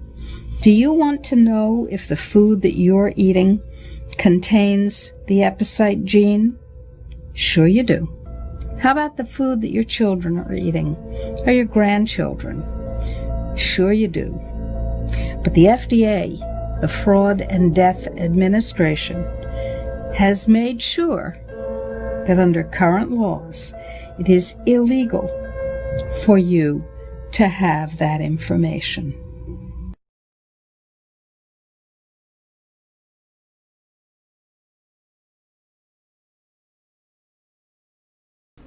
I just wanted everyone to know that they are manipulating the genetic structure of these plants, and we're getting some sort of a sterilizing effect. And they've studied it, and they know exactly what they're doing. And I don't want to be sterilized. Even though I don't want kids, I don't want to be sterilized. So I'm a little concerned about what's happening there, and I thank that woman for her reveal. We just got a question on our sideline here from someone who called in, and he said he had a very serious question. What are you going to do about the tax differences between the lower class, middle class, and the upper class? And I'm going to go to scene 3 here. I'm going to show you the flat tax proposal. And the flat tax proposal is our little solution that we came up with, a graduated flat tax that will eliminate the barrier. Anybody who makes less than $100,000 will not pay taxes at all.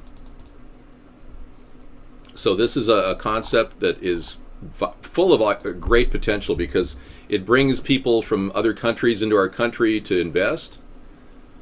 It doesn't in any way impair our country's companies from bringing profits from overseas in and paying only 10% on profits over 100,000.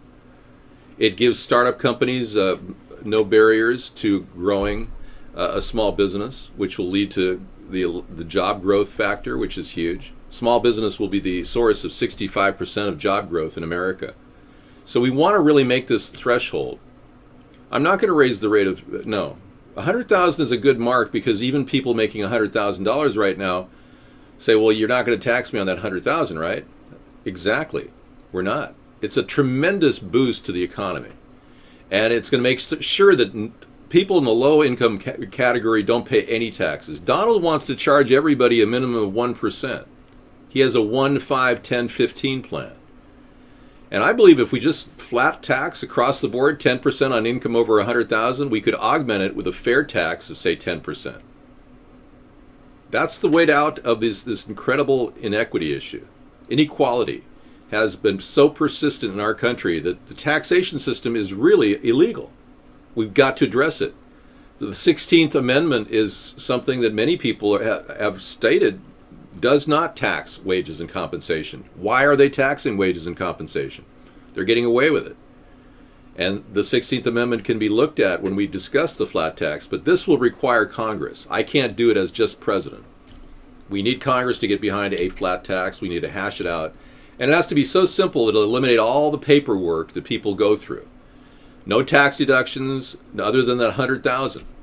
No tax credits. So it eliminates the power of lobbyists at the same time, who oftentimes use tax credits and deductions as ways to work senators and congressmen and women, and ways of controlling legislation and doing what their corporate backers tell them to do.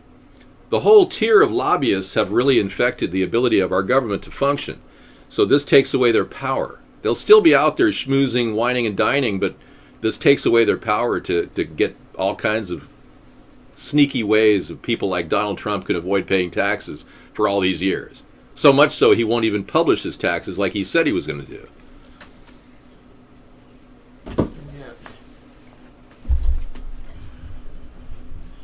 Rima? Okay, I don't know who that is. 980, but okay. You found a flaw? Okay, what is it? Electric?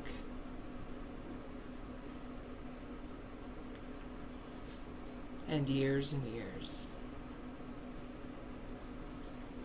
Oh, you're on doctorsonly.com instead of farmers only? Looking for Dr. Stud. That's hilarious. Alright.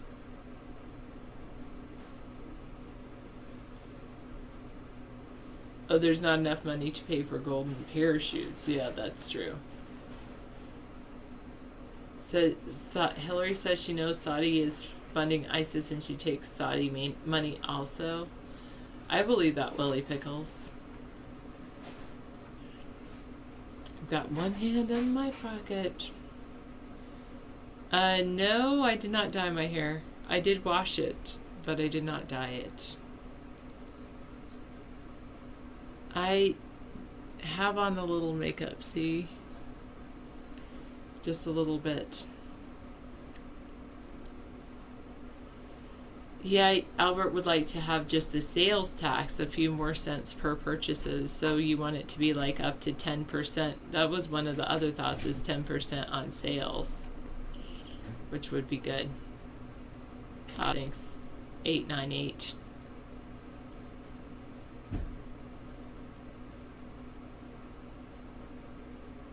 I don't have any speaking fees of any kind.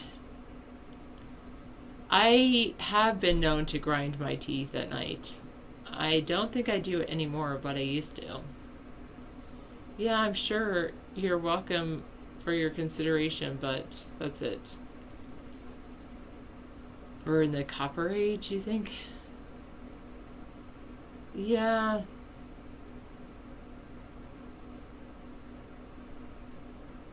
How are you, Hand Fusion? You want to list all the other channels you've modded in the past on your resume?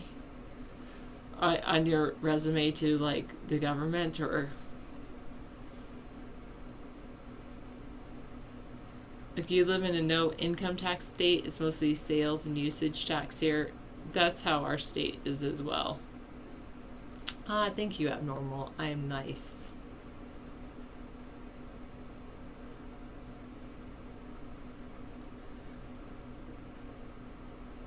Oh, you see my right side is ground down. I don't think I will be doing much more, no. Alright, yeah, grinding teeth in the night. So you'd pay a bit more on sales taxes if it included single payer healthcare like other countries. There's some countries that their healthcare is paid for by selling pharmaceuticals to the United States. It's kind of crazy. Yeah, teeth grinding is because of stress, usually. How do Chinese food restaurants get their food supply? Usually from China. You may type something abnormal unless you want to call in on the phone.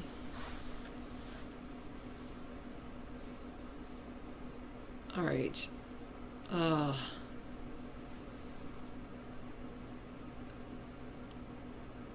You think the U.S. needs to ban advertising of prescription drugs? I tend to agree with that.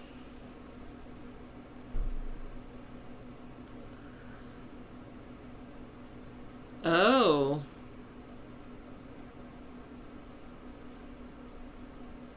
I did hear that he was fined. Hillary was paid $200,000 for foreign bankers. Wow. I believe America is already great thanks to the men and women who get up and go to work every single day. They do a fantastic job. You mean just air 898?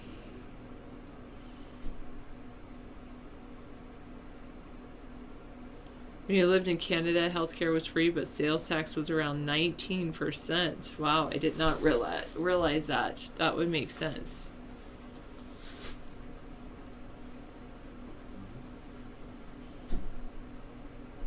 I want to continue it being great. And I think that it will go down under the either candidate that's running for office, either of the major party candidates running for office. Thanks for the offer 401, but I'm perfectly happy in my life. Isn't that crazy, Albert? Drug companies spend more on advertising in the United States than they do on research. Thank you. Yes, we do live very well. What is McDonald's made out of? Chicken parts? Different parts from different things?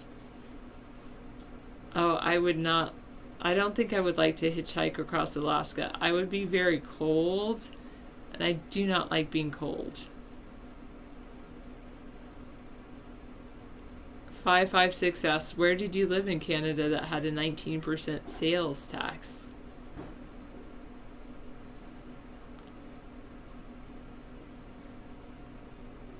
I know, I do have a lot of weird people saying weird stuff in here. Sorry. Insano. You want to see a ad for marijuana when it's all said and done? My main agenda will be to get back to the basics. So that means water with our ocean pipeline system. That means food with our re-agrifying the soil and essential food program. We want to see housing with our homestead renewal plan, and healthcare and education. Those would be my top 5 priorities. You live in Canada, you've never heard of a 19% sales tax. Do they have high property taxes? How do you pay for your healthcare up there? 857.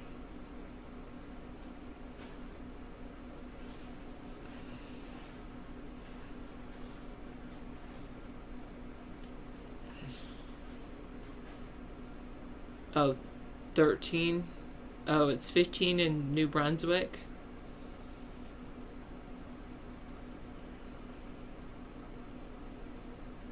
All right. Yes.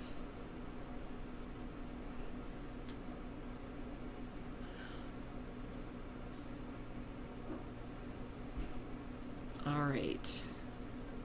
Taxes are high in Niagara Falls and Toronto, Canada. I believe that. Sudden urge of being happy. 11% in a lot of places in America. The sales tax, I suppose it is. It's usually here it's 8%, not 0.08%. You need to either get rid of the decimal or get rid of the percentage sign exam.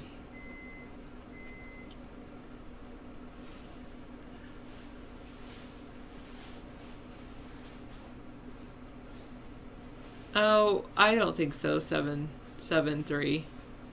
Before they let us become president. Well, they've already rigged the system against us. It's pretty crazy. So Dupster, again, either get rid of the decimal point or get rid of the percentage sign. Because 0.06% is like for every dollar you pay way less than a penny. Anti-COINTEL? You could ask David that.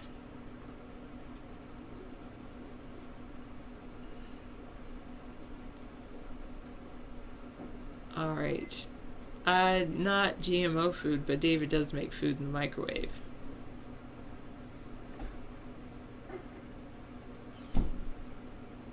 Thank you, 778.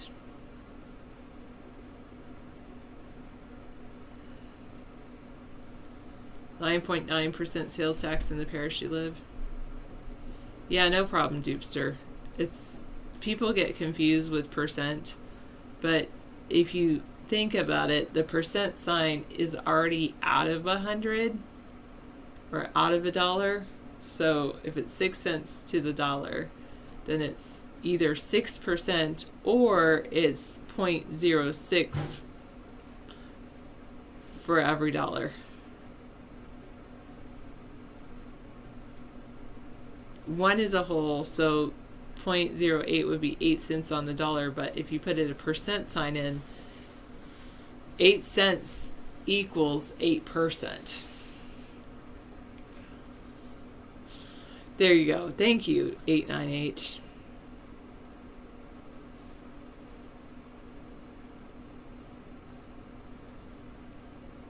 Call CNN and tell them to interview Sponheim for president.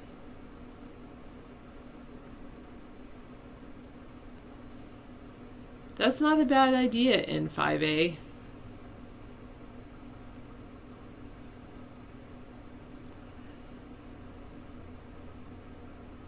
You are welcome, Mr. Exam. I'm really glad to have taught you that.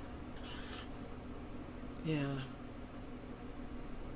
So the percent sign is like the cent, like the C cent sign. Anyway. Percent is a Latin phrase meaning divided by 100. 6 divided by 100. Yes. 6 divided by 100 would be the same as 0.06, which is 600th. Well, thank you, 898. Plum brandy, interesting. Maybe I should make pear wine because my pears are like fermenting.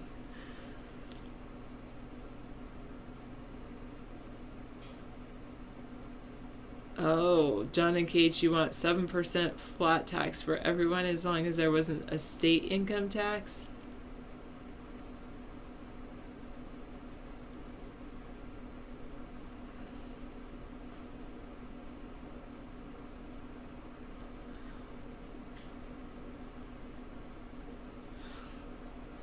Yeah, I get you. I get your point, Albert. No problem. No, I'm not from Canada at all. Who are you talking about, 721?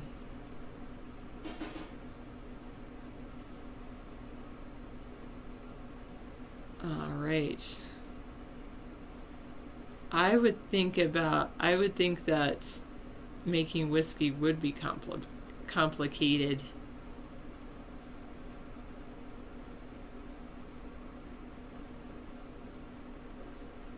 Oh, life's better without TV. For some people it is. I like watching things on Netflix, I have to say.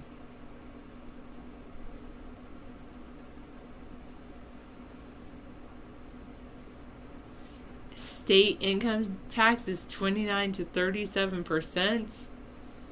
Holy moly, that's a lot. I think that's a lot. I washed my hair. Maybe that's why it looks alive with color tonight. Yeah, it looks beautiful. Your hair looks good. Your hair looks great. What am I saying? Thank you. Yeah. Hey, watch your mouth, buddy. God. What perverts. Hey, if you're making $7.50 an hour here, it's 29% making $7.50 an hour right now in where he lives in Pennsylvania. Wow. Amazing. Yeah, I think I'm ready to take it out. Sarah is tired, folks. Thank you so much for coming in. She gives me breaks during the show, and I really appreciate it. It's the best part of the show for many of you, and I think that's awesome that you really love her. I never set anybody up named John whoever. I have no knowledge of this person. I'll take a lie detector test on it. checked my background. I have no criminal history at all. God, these people are like, they're just scraping the barrel to come up with lies about me every day. They can't understand how a person has run a show for 8 years against all odds and basically did it in the face of censorship beyond anyone's wildest imagination. Jill Stein is the Green Party candidate who likes to use spray paint with tuolumine. Yeah, she stole the idea that I had of reducing the military budget by 50%. But whatever. It's in our best interest to reduce the military budget by 50%. Trump called for a prosecutor on national television. Yeah, I know. And somebody's going to prosecute him, too, for a lot of things. He's facing a case called justiceforkatie.com. A woman who's already tried to sue him when she was a young girl for allegedly raping her at the age of 13 is out there trying to get justice. So he's got that suit. He's got the Trump University suit coming up on I believe it was November 8th. Just one day, maybe one day after the election. But Justice for Katie tells you all about her story. She's 13 years old. She was invited to a Jeffrey Epstein party. Nobody's debunked her, no. Your mind, you debunked her, but she's prosecuting him for the second time. She had to drop the charges initially because it was too complicated. She's now been informed by legal people to just focus on the rape charge. Trump should be prosecuting Barack Obama. He's the one who should answer to the problem in Benghazi as the president. Now, what really shocks me is Trump has completely flip-flopped on prosecuting Obama, or even the idea that Obama was born in Kenya. So, I mean, of course we're going to add Hillary to the list when we prosecute Obama because she's part of that cartel of cronies that literally defend Obama to the T.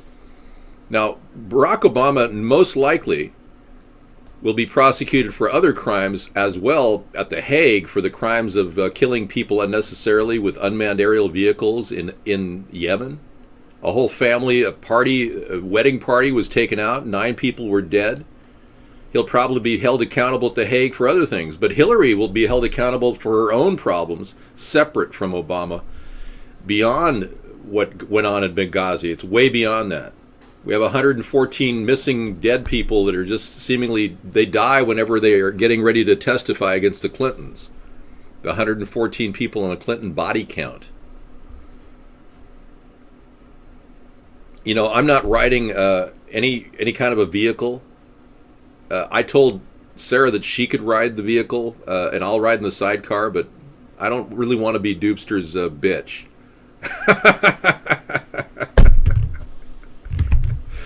That's hilarious. You know, I never asked for a motorcycle, but he really wants to make this, so yeah, it's something I did dream of when I was 18 years old. I had this weird premonition that I'd be driving an Indian of all things, which is one of the coolest motorcycles on earth, with a sidecar. That was the vision I had for those years I was living in the van. That's all I thought about. You know, the van I was living down by the river and down by the beach in California. Yeah. So I did have it in my vision. So he's kind of fitting into my vision. Well, let's be clear. Barack Obama has violated numerous laws. We're going to go after his selective service documents as total fraud, and I can prove it. Yeah. We got a lot of dirt on Obama.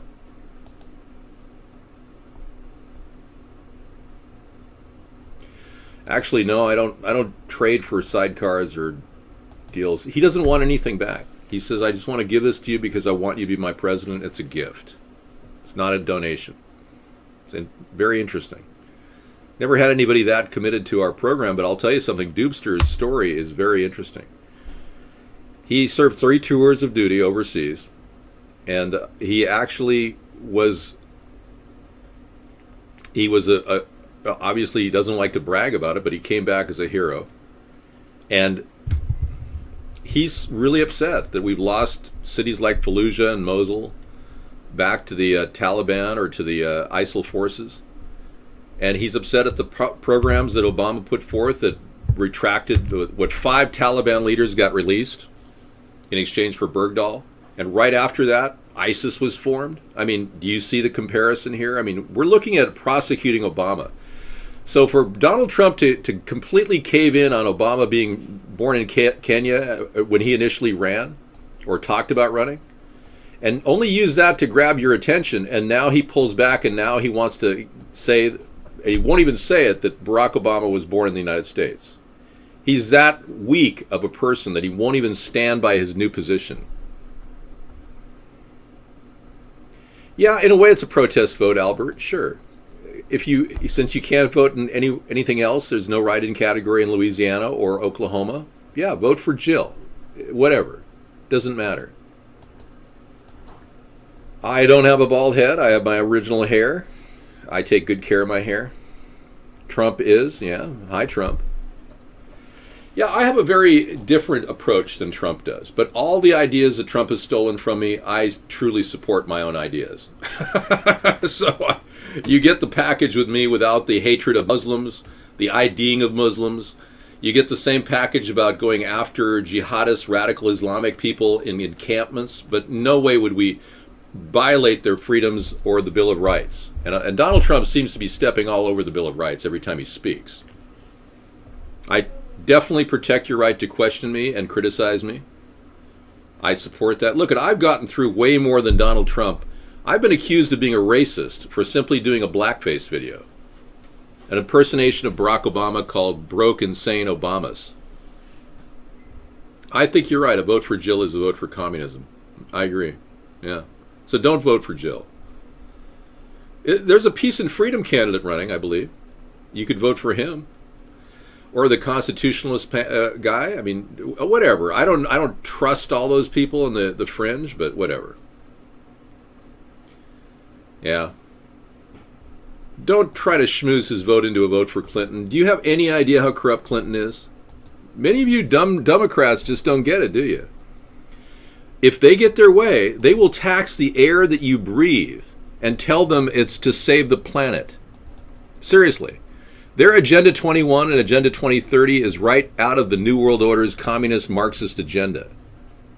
But then again, Donald's IDing of Muslims and deportation forces is right out of the Illuminati's mobster fascist arm of the New World Order. So they've got both sides covered. They'll take you down one way or another. They'll either go door to door saying, "Are you Muslim?"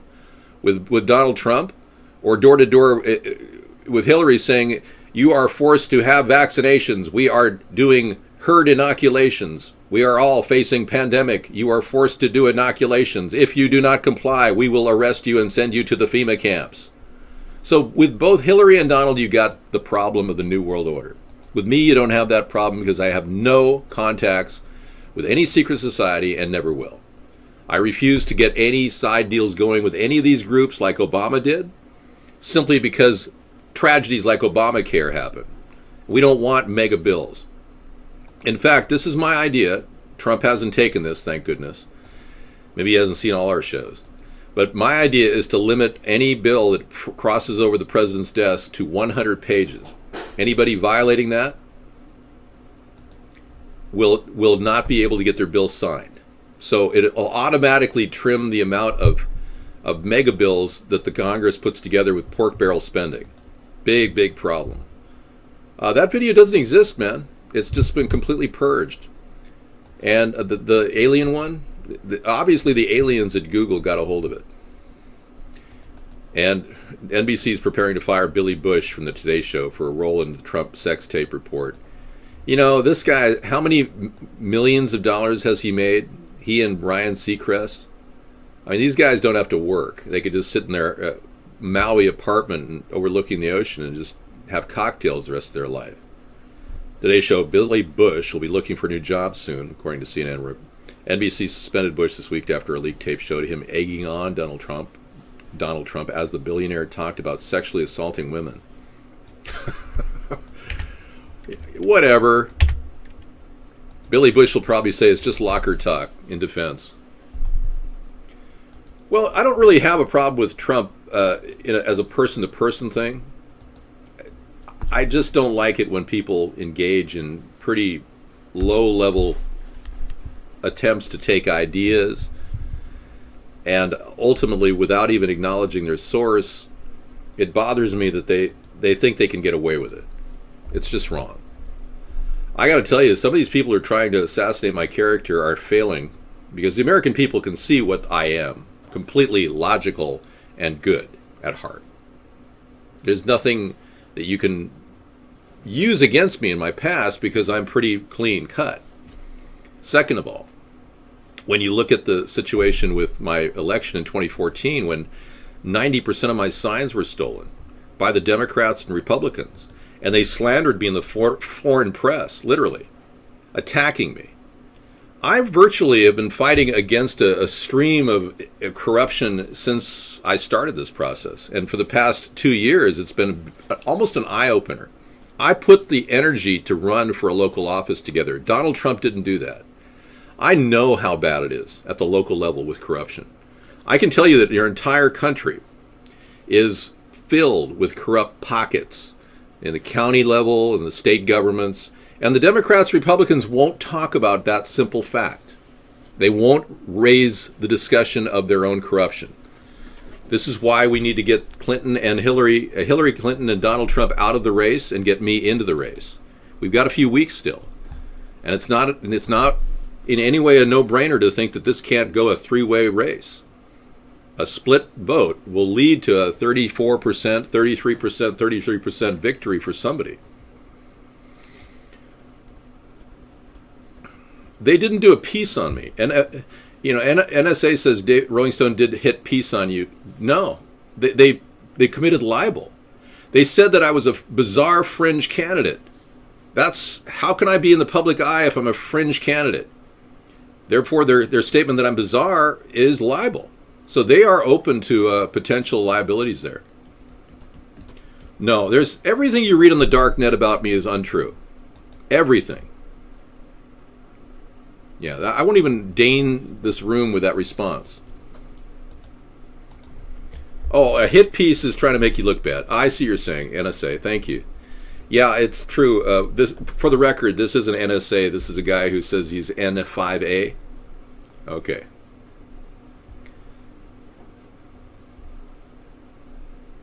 Clinton didn't use a condom with Monica. So you're saying that Clinton may very well have a sexually transmitted disease? Well, that's that's a real problem, isn't it? Gold 1253, silver 1747, Dow Jones down to 18,128. All right. Did you say he fried an egg? I don't know what I said. We know that there's somebody out there posting all kinds of negative stuff about me.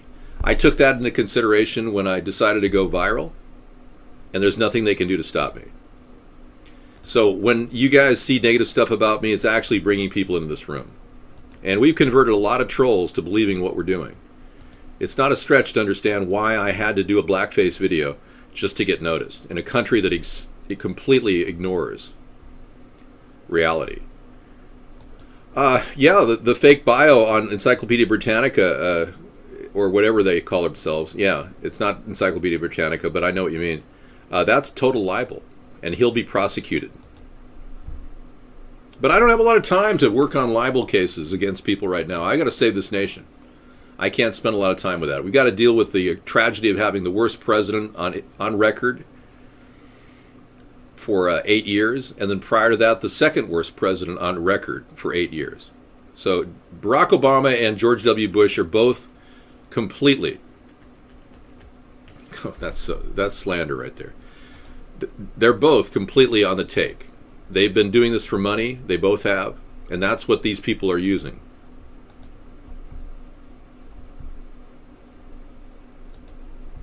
I was one of those orange jumpsuit guys in Sweden, but follow Dave now. There you go. So he was an orange jumpsuit guy in Sweden, paid to do the hacking and the trolling on us, and now he's following us. Wow. Thanks for sharing that, 6206. I didn't even know you were orange jumpsuit guys in Sweden. Yeah, hating on our supporters is another tactic they pull, guys. So a lot of our supporters. Oh, I agree. He needs to be arrested for sure. Scissor fight. Where there are power lines, there can be broadband. Okay, and that's nice. Yeah, power lines can definitely bring broadband in. You know what I like about the hardwired approach to the future internet?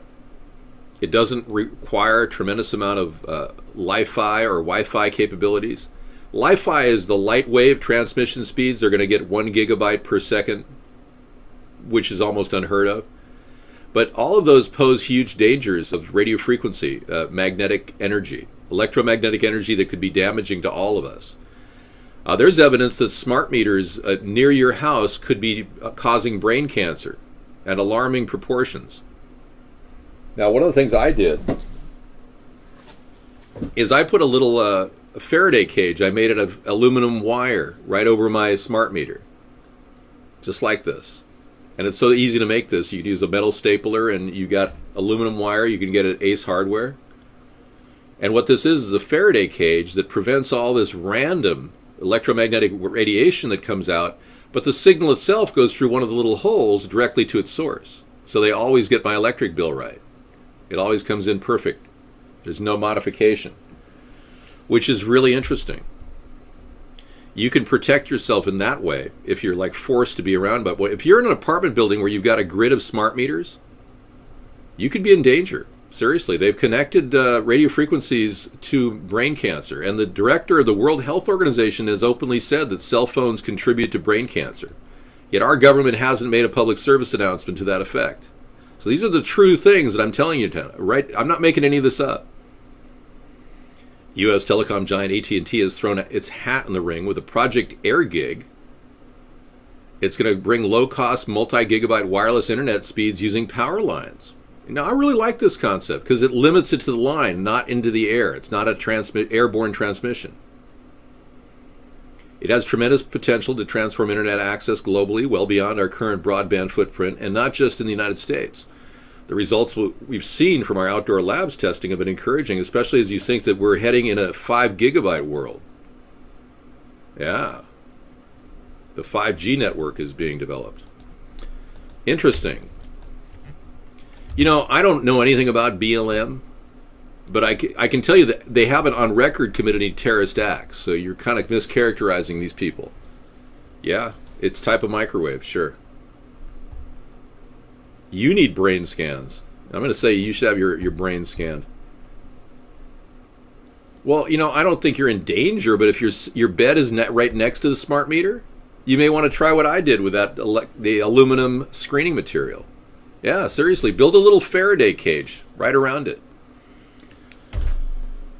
Common sense stuff, folks. You don't have to reach far to do this. It cost me all of 15 cents to make that. All right. Well, at least we're having fun tonight. Nobody's attacking me.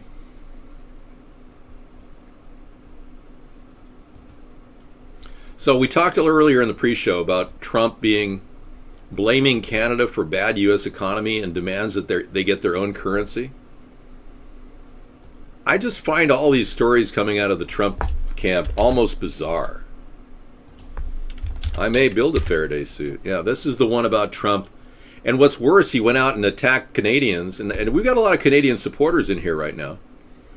Trump claims America should never have given Canada its independence. I mean, he says in his tweet, giving Canada their independence was one of the biggest mistakes America ever made. If elected, I promise to make Canada America again. He wants to take over Canada. I mean, come on. Seriously. This guy is beyond weird. And he's been living in his own fishbowl of richness that everyone's afraid to say anything.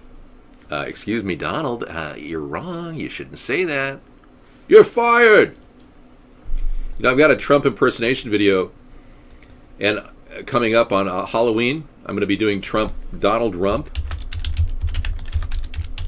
And Donald Rump is quite a character I've developed.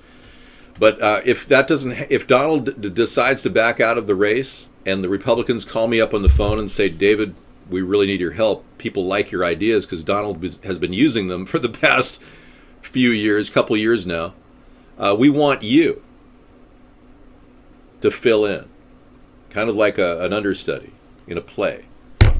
I would step up to the mat and I would do it, just to save the Republican Party and save the nation. But I doubt any one of them wants to take the chance of actually reaching out to a person who's somewhat progressive. But I am conservative in certain areas, fiscally conservative. I'll appeal to all the Tea Party people. And you know, the Republicans are right on the ledge right now of losing the Senate. Trump has pissed off so many people and has attacked so many core Republicans.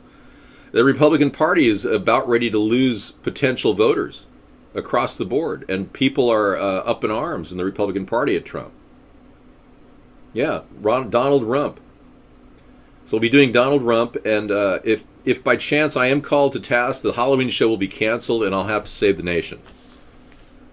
I'll get that phone call, and I'll say, yes, I'll need a private jet, and I'll need to have the navigation unit inspected by an electronics expert. And I may have to install a Faraday cage over the navigation center, because there's no way I want this plane hacked that I'm on. Because I don't want to go down on a plane heading to the White House to deliver an acceptance speech for the Republican Party. Thank you. Who am I talking to?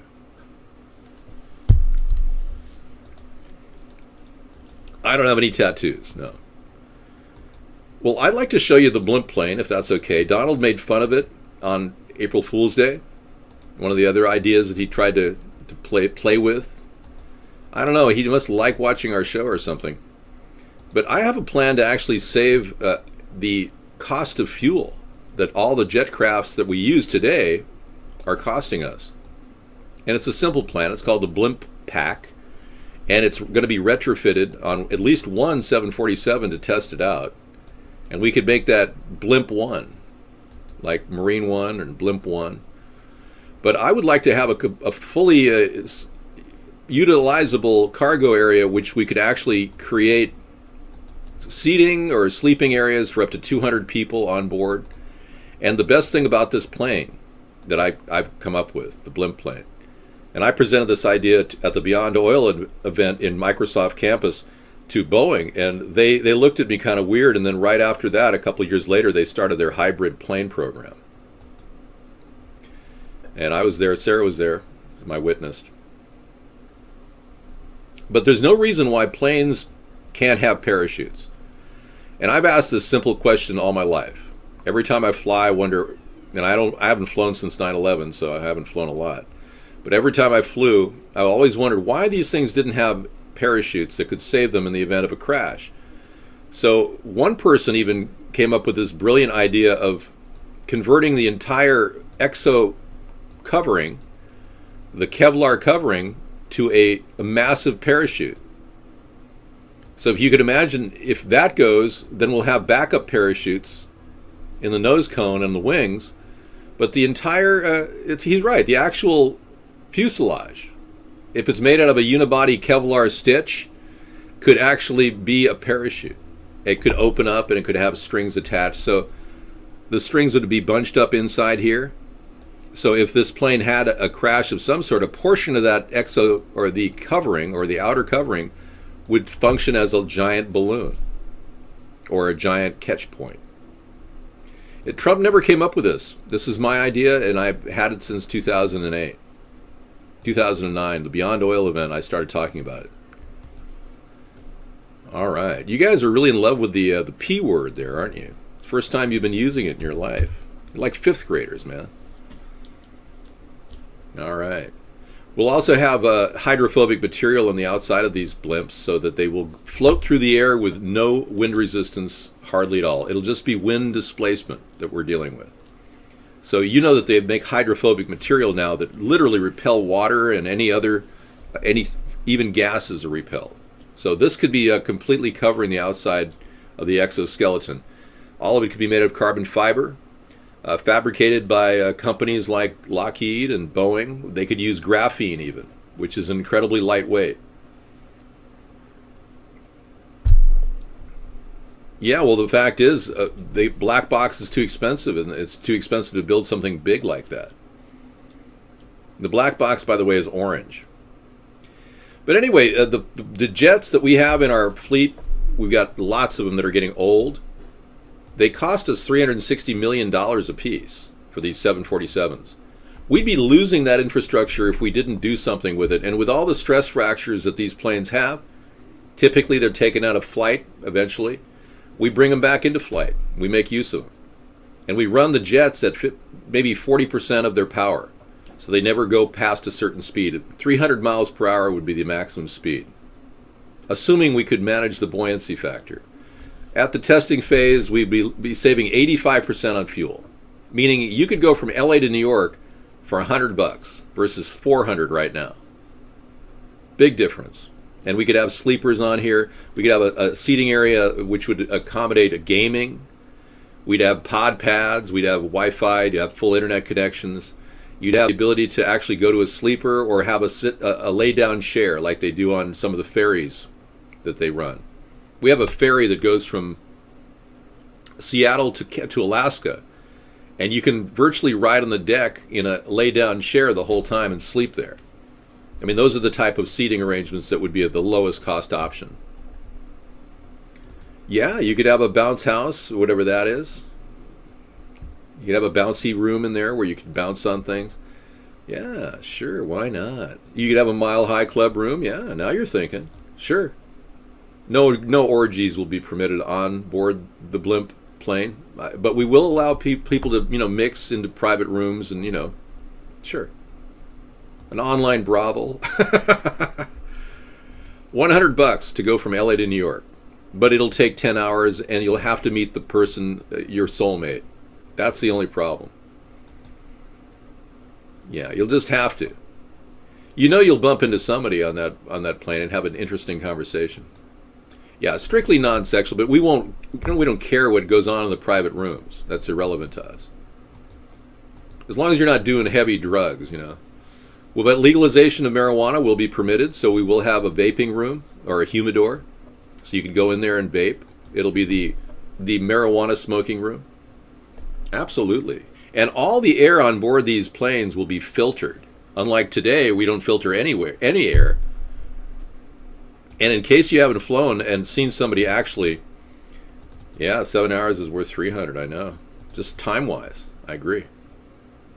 10 hours is faster than driving. And it'll be really a nice ride. It'll be very quiet. You won't have any large jet noise, just low hum.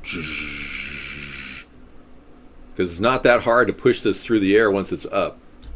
This idea is full of hot air, yes. Or maybe even hot hydrogen. Filtered air, yeah. You don't get filtered air right now. It's a problem whenever you travel. We are allowing people to be fumigated on board planes. Hey, David Nation. Hi. Let me show you something here. Aircraft fumigation in progress, folks. Be 8 hours. For the benefit of our adjoining passengers, once again, we will be screening a safety video. We would appreciate if you give us your attention.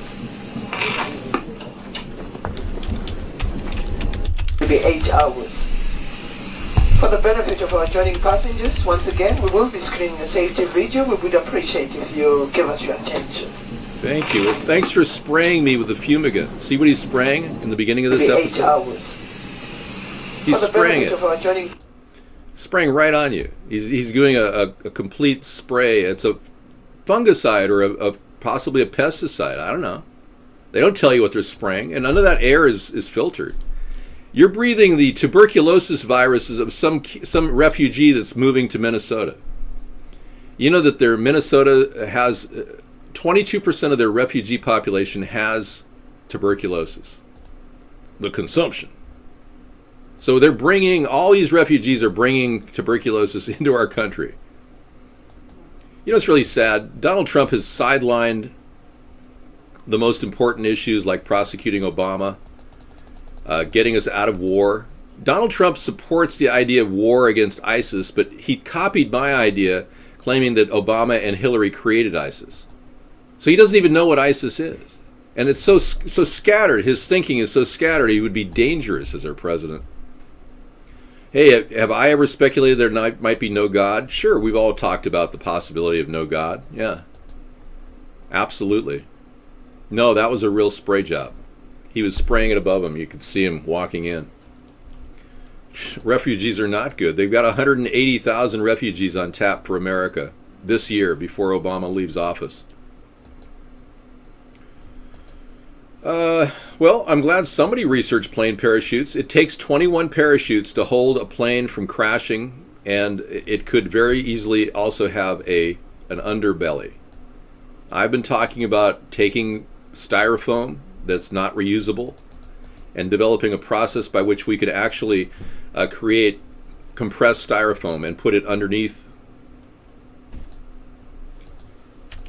the belly of this plane, so that there'd be a flotation mattress option too. I mean, there's all kinds of modern add-ons we could put on the fuselage of a 747. So think out of the box. Rodney will be deported.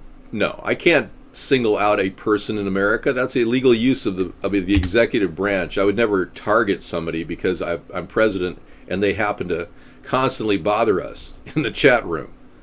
If somebody threatened my life, however, and was connected to a death threat, that would be a problem. Okay, so we're going to sign off on iBlog. Say goodnight, iBlog. Casper the Ghost was the last to be in there. Yeah, we don't really get a lot of responses from iBlog. We'll be replacing iBlog with blogtv.ca coming up in a couple weeks. Hopefully that they're, I can't wait for their launch date. We're set up to have an account over there, so we're anxious to see that.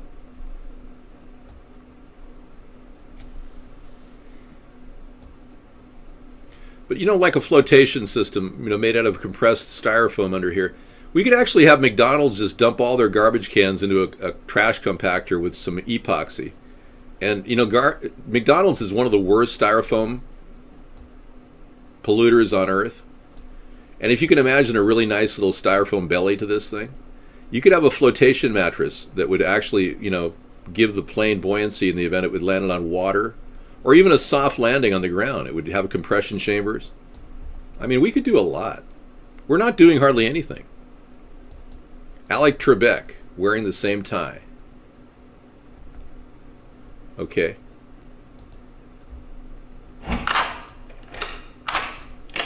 The one I'm wearing, you mean? I'm Alex Trebek.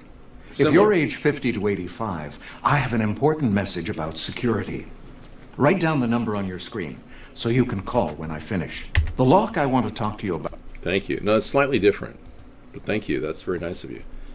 Yeah, why does lettuce rot fast? Because it's a very delicate vegetable. Now, if you really want to get something that's super good, that lasts longer in the refrigerator, let me tell you how to handle your lettuce. Let us leave for a second this discussion. Start by making sure there's not a lot of water in the bottom of the bag that you're storing the lettuce in. Put it in a Ziploc baggie with maybe a slightly damp paper towel. That's all you got to do. And get romaine lettuce if you want the longest longevity out of your lettuce.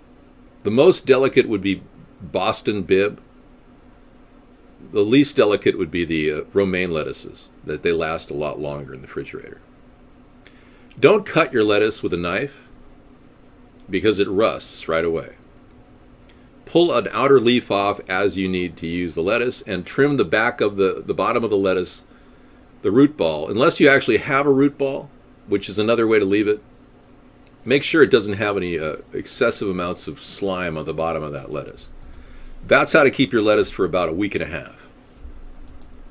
Yes. Let us discuss another. Let us leave this discussion and go to another one. All right.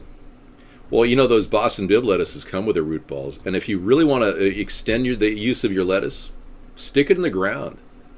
When you pull off a few of the outer leaves, stick the base core in the ground, it'll grow again. I mean, you can actually grow your lettuce again if you get one of those that in the, yeah, anyway. Whatever, great idea for the winter in a window, so you don't have to worry about the high price of lettuce. Well, I will make a salad on my cooking show. Good idea. I'll make a little chopped salad. This week will be a one-person cooking extravaganza. We'll be doing a chopped salad with a steamed Pacific salmon. Steamed Pacific salmon on red potato. A full meal for $1.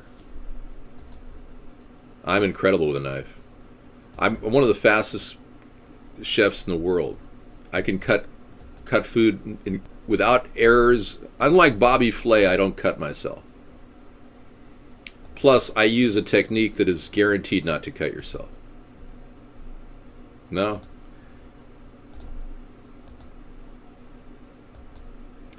Trump doesn't even understand the blimp plane. The fact that he even talked about it shows me that he's watching our show. Which is another deceptive ploy. Well, won't be cooking on a bed of fresh herbs from the garden. I'll be cooking it on, well, just wait till Thursday and you'll see how quick I can make a dinner for somebody. Less than 15 minutes. One dinner, one person, $2. Ah, yes. So cooking for yourself, extraordinaire. Somebody said that's what I should focus on, because I've done all these massive dinners for 20 people. I made a $20 or 20 people dinner for $5. 20-person dinner. I don't like noodles. They're not that good for you, and then most of them are GMO, unless you're buying non-GMO. Sarah didn't leave me. She's here in the house right now. She's just resting. She sleeps. She does something I don't do, which is sleep.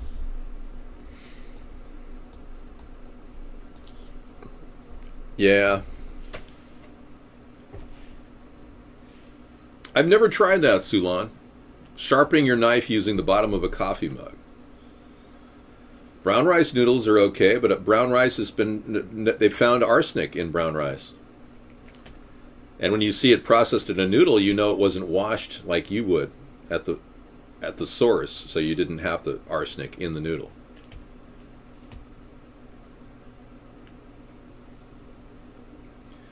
Well, I don't have to work. I retired at 50 years old.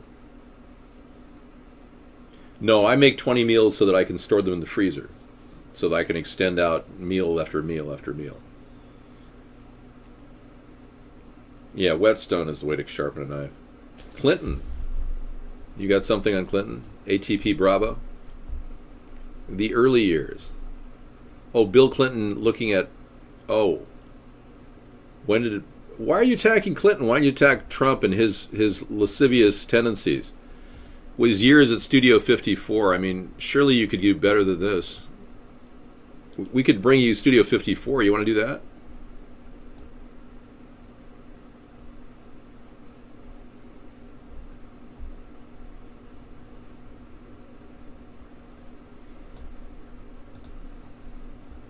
Maybe we should just spend the next half hour with Trump links. And tomorrow night we'll do Clinton links.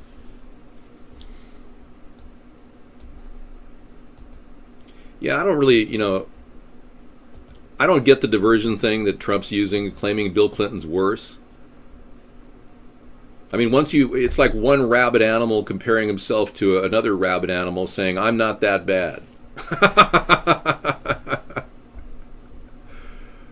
I make myself laugh. It's one of the ways I self-soothe.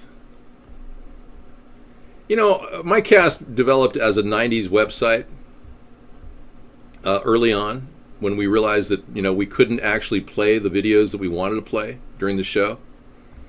When I wanted to break out of that tendency and play videos all over the show, and when we were recording it on YouTube, we ran into all kinds of monetization efforts. And even to this day, we face monetization claims from YouTube on a regular basis. Actually, I've got a really good Halloween laugh here.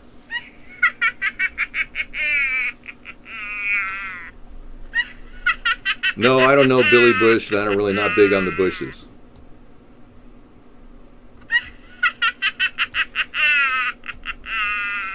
Yeah, we had a lot of good stuff that we wanted to play, but oftentimes this stuff gets monetized. That's one of the problems. So we came up with some songs that are pretty much, I've fought for monetization control over about 8 times, and they finally let me do this. That's why we've got that static approach right now, and believe me, I wouldn't do this if we weren't recording this on YouTube, but we can't stop doing the show like a 90s show, so bear in mind, we have to. We're gonna dance all night, bring it on to the sunlight. We can't stop, we can't See, in the stop, 90s, we could do blackface, and it wasn't called racist. We can't stop and we won't stop. We're gonna dance all night, bring it on to the sunlight. We can't stop, we That's why herald the old days when you weren't called a racist for simply So let's be clear. doing a vaudeville act. Please vote for David Sponheim. America's Third Party.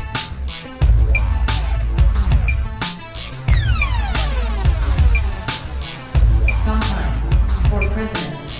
Can't stop, can't stop, and we won't stop. We're gonna dance all night, bring it on to the sunlight. Can't stop, can't stop, can't stop, can't stop, and we won't stop. We're gonna dance all night, bring it on to the sunlight. Can't stop, can't stop, can't stop. First we hit 'em low, then we hit 'em high. Underrated, but we made it to the finish line. Rhymes designed to combine and intertwine. Spring to the summer, fall, even winter time. Beats banging harder, then head-on collisions. We make incisions with precision and quick decisions, causing double visions. If you ain't up to speed, you need to speed it up, partner. Piano read.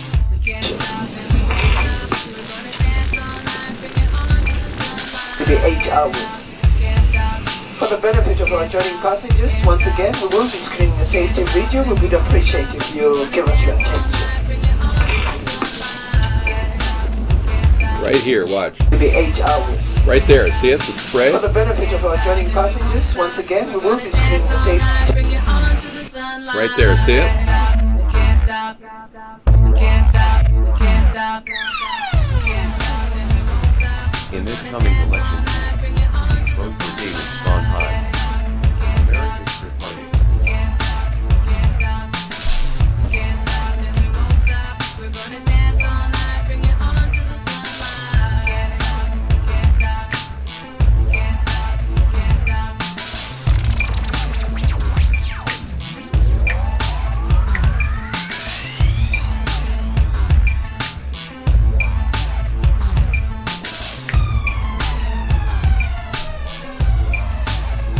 Wow, Citigroup, okay, thank you.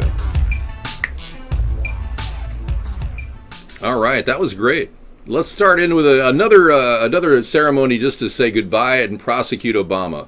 And Trump supporters, please don't vote for Trump. He's not going to get Obama accountable. He's not going to reverse Obamacare. We can do better.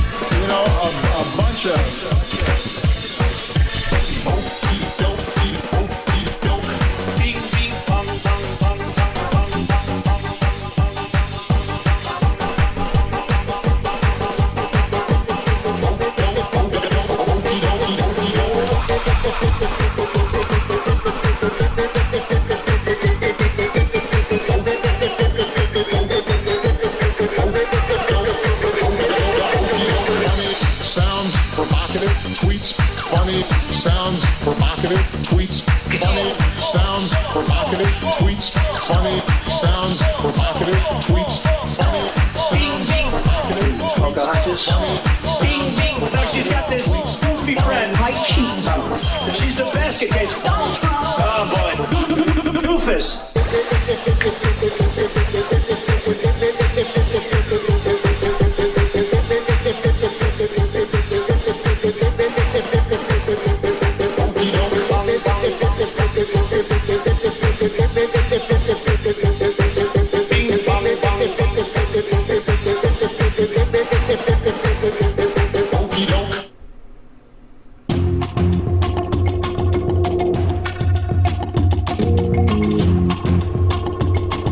Alrighty, yeah. Well, let's find about why aren't you acknowledging Trump's evisceration of Hillary? Trump didn't eviscerate Hillary. He just said she needs to go to jail. You know how many times people have heard that in the Democratic Party? That's old news, man. Trump can't even bring up a prosecution. If Trump was really a man of his word, he would have prosecuted himself, personally prosecuted Hillary. Yeah, he could have claimed that Hillary simply violated non-disclosure agreements, and with his kind of capital that he claims he has, he could have processed her with a Class C felony. The Republican Party could have done that. Now the Republican Party wants to spit out Donald Trump, as they should have, because he's like a lead weight on their existence.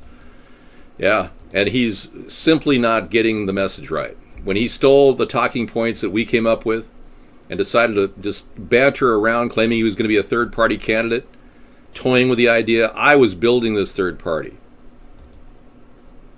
Yeah, Trump could easily file a civil suit against Hillary. I don't understand it. So all I can tell you, I'm not a virgin. No, I've actually had sex, David Nation.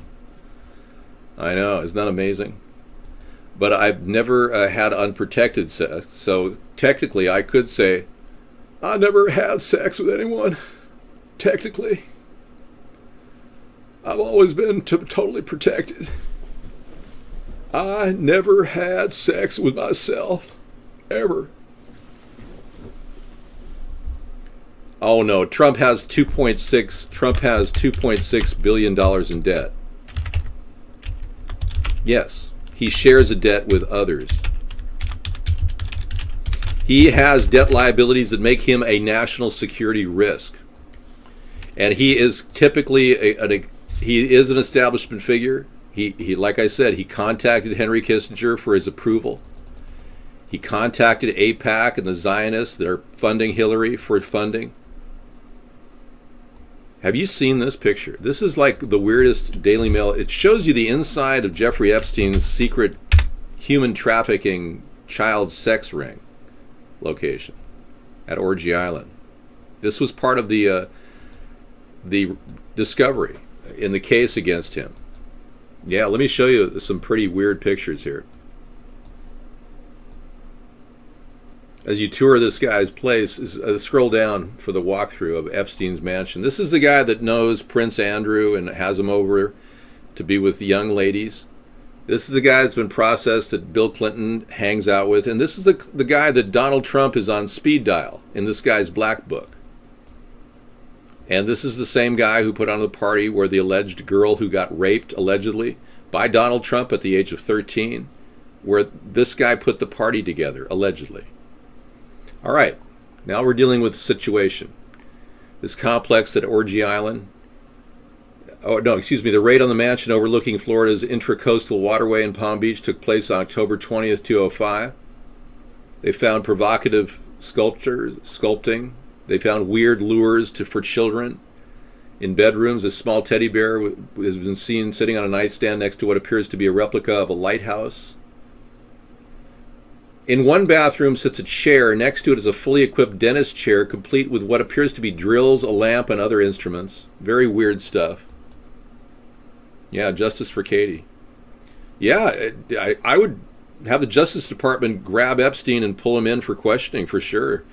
You know, I'm not going to say I would give him immunity for what he's done. I mean, we don't know the level that he's committed, but I would get information out of him. Note of not all the photos in Epstein's house were sexual. A collage of photos on one wall featured several photos of babies and small children. Yeah, a bathtub behind the chair. You saw that? Yep. On a desk, the home photos of a man speaking with a baby and a young girl in a dress can be seen. Some photos were so bad that authorities blurred them out of the video, including one of a child aged no more than 6 or 7 bending over a tiny dress.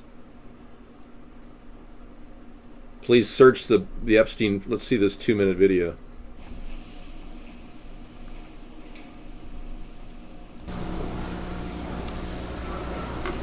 Yeah. It's pretty seriously weird stuff, folks. And ATP Bravo has a story about Donald Trump with the mob. Interesting. Thank you, ATP Bravo. So when Barack Obama needed to be prosecuted, Trump backed out and acts like he wants to kiss the ass of all the people in the country who don't believe that Obama was born in Kenya, when you and I fully know he was born in Kenya and brought to Hawaii. We still haven't had any justice in that department. Pretty weird stuff. So having a house like this and it just, you got to wonder what is going on in a man who had 36 different women testify in the case against him. They were young girls, so. Disgusting Obama flashing what? I've never seen that.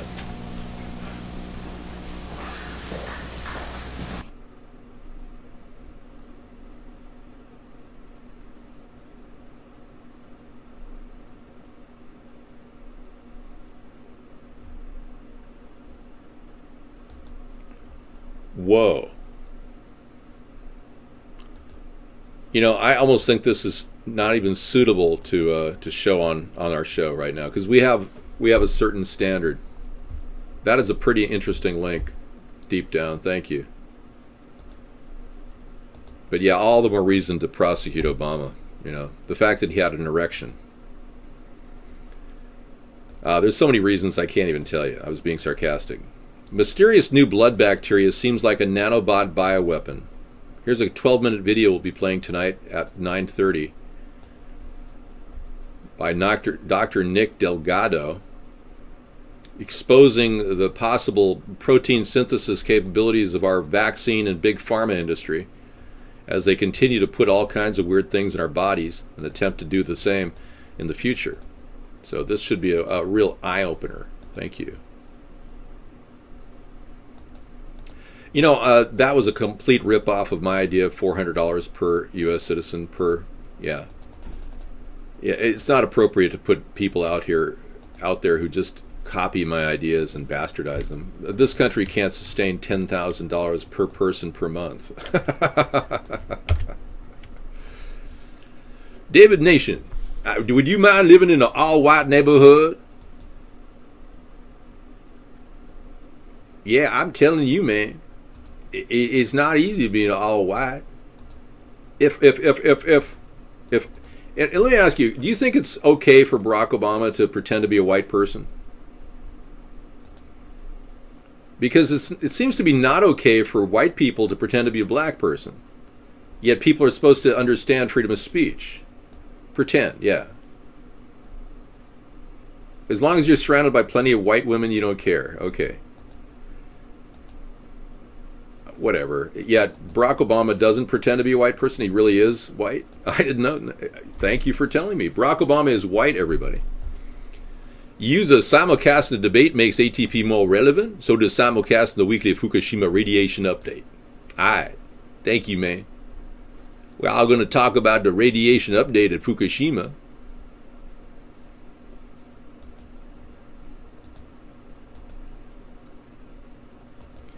Well, maybe I am the necessary good that we could need for president. Characterizing me as evil is so bizarre. I've pursued my life so ethically, it's almost unbelievable. I mean, I'm one step away from walking on water. I just can't understand how you people can even remotely describe me as evil. What is panty waist? I don't know.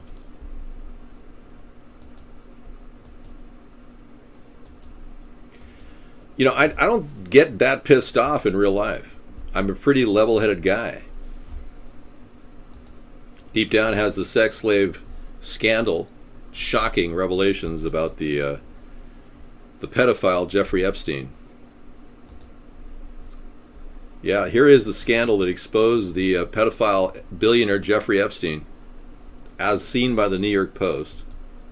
Now, because you haven't seen any of this on the mainstream media, it's because they're purposely shielding Bill and Donald from further investigations into what appears to be a ring of human trafficking that caters to the ultra-wealthy and the powerful elite.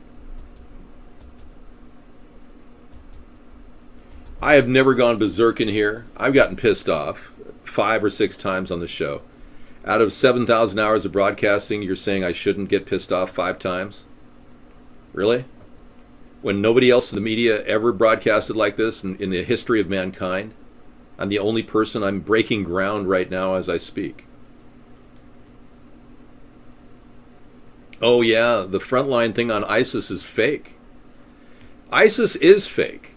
ISIS is essentially a group of mercenaries that they banded together right after Barack Obama released the 5 Taliban leaders that our men fought and died for in Fallujah and other cities like Mosul.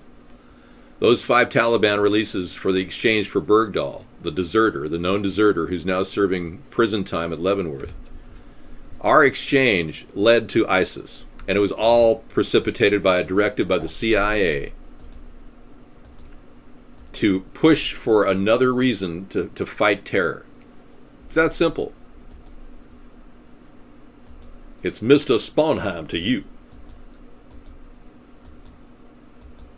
I'm telling you, folks, that Jordanian training camps were put on by the CIA, sponsored, where they train these people to go out and do these horrible deeds. And then the reveal recently that the media totally, completely overlooked the truth about how the Pentagon was just found spending $540 million to fake videos about ISIS. That alone missed the media. And it's out there, if you look for it. No, that's not true. I'm a candidate and I am the media. I am the new emerging media coming from the stagnation of our nation in its effort to shun and stop the American people from speaking. They have created me, the person, the one American who can speak for America. I really can. I'm truly living it. And I can tell you, if this continues, this censorship against me, it's only going to make their life in the media that much more difficult, because we will be the media. I'll be running a show right out of the White House every day, and we'll have a 24/7 poll gathering that will be voted on by people coming in the room at whitehouse.gov, and I will go live with a team of people right from the White House sitting in this chair over here.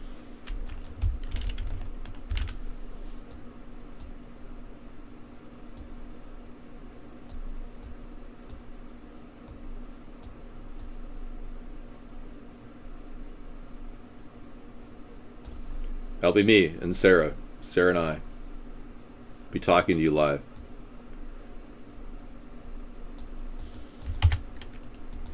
All right, so this story is pretty much the same. In 2005, the world was introduced to reclusive billionaire Jeffrey Epstein, friend princess and American president, a power broker with the darkest of secrets. He was a pedophile accused of recruiting dozens of underage girls into a sex slave network, buying their silence and moving along, although he has been convicted of only one count of soliciting prostitution from a minor. Visitors to his orgy island, Caribbean island, have included Bill Clinton, Prince Andrew, and Stephen Hawking. Stephen Hawking, really? He travels? I find that hard to believe. I'm not the first person to say that Michelle Obama was a tranny.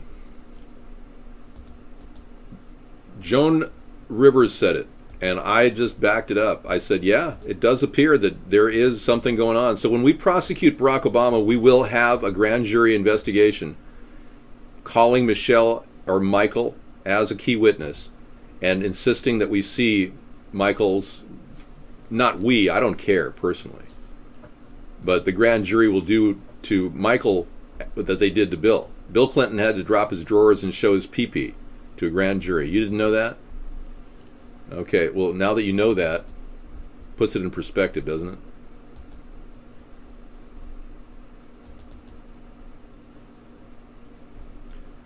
Michael. Yeah, he's not a woman. It's not Michelle. It's Michael. Now, I know it pisses him off when people out him, but it's got to be done, man. We've got to do it for our country. We've got to out these people. Barack Obama is a homosexual Muslim. And I'm not coming up with these ideas out of the blue. There's a lot of evidence. Let me show you some compelling evidence right now of Michelle being a dude. And you tell me with your own eyes if there isn't something waving under those jump pants there when he did this video. And do you think that the country will see the United States will see the first gay president or the first woman president? We already have it with Obama, so let's just calm down. Got it. You know Michelle is a trans. I'm sorry, she's a what? A transgender. We all know. Oh my gosh.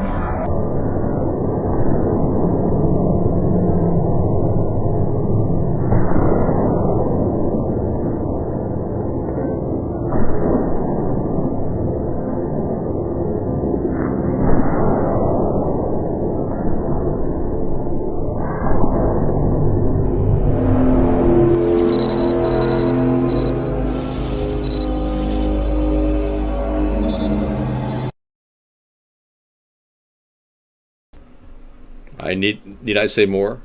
You saw it right there. Yeah. You saw it with your own eyes. I did. I zoomed in on it. Yeah, I did the best I could. That's bigger than the pendulum at the Smithsonian Institution. It's pretty massive hanging there. Okay, so let's see what we're going to do with this couple of deceivers that have taken our country down this very dark road. Are any of you a little pissed off that you've been deceived by a homosexual Muslim married to a tranny? Do any of you get pissed at all about that? I mean, I'm incredibly upset. No, I'm not obsessed with anything like that. I just want everyone to see that thing so they know for sure what's going on. I'm extremely upset that they screwed our country over, that they raised your rates on Obamacare. But frankly, most of you didn't even get into Obamacare. You're still uninsured. Sorry. I had to laugh. Trump doesn't have a plan to cut the health care costs. I do. Obama and Clinton are fused at the hip regarding health care. They're just going to keep racking it to you. Whenever you get sick, you'll spend like $15,000 a day just to get out of the hospital. Manaconda.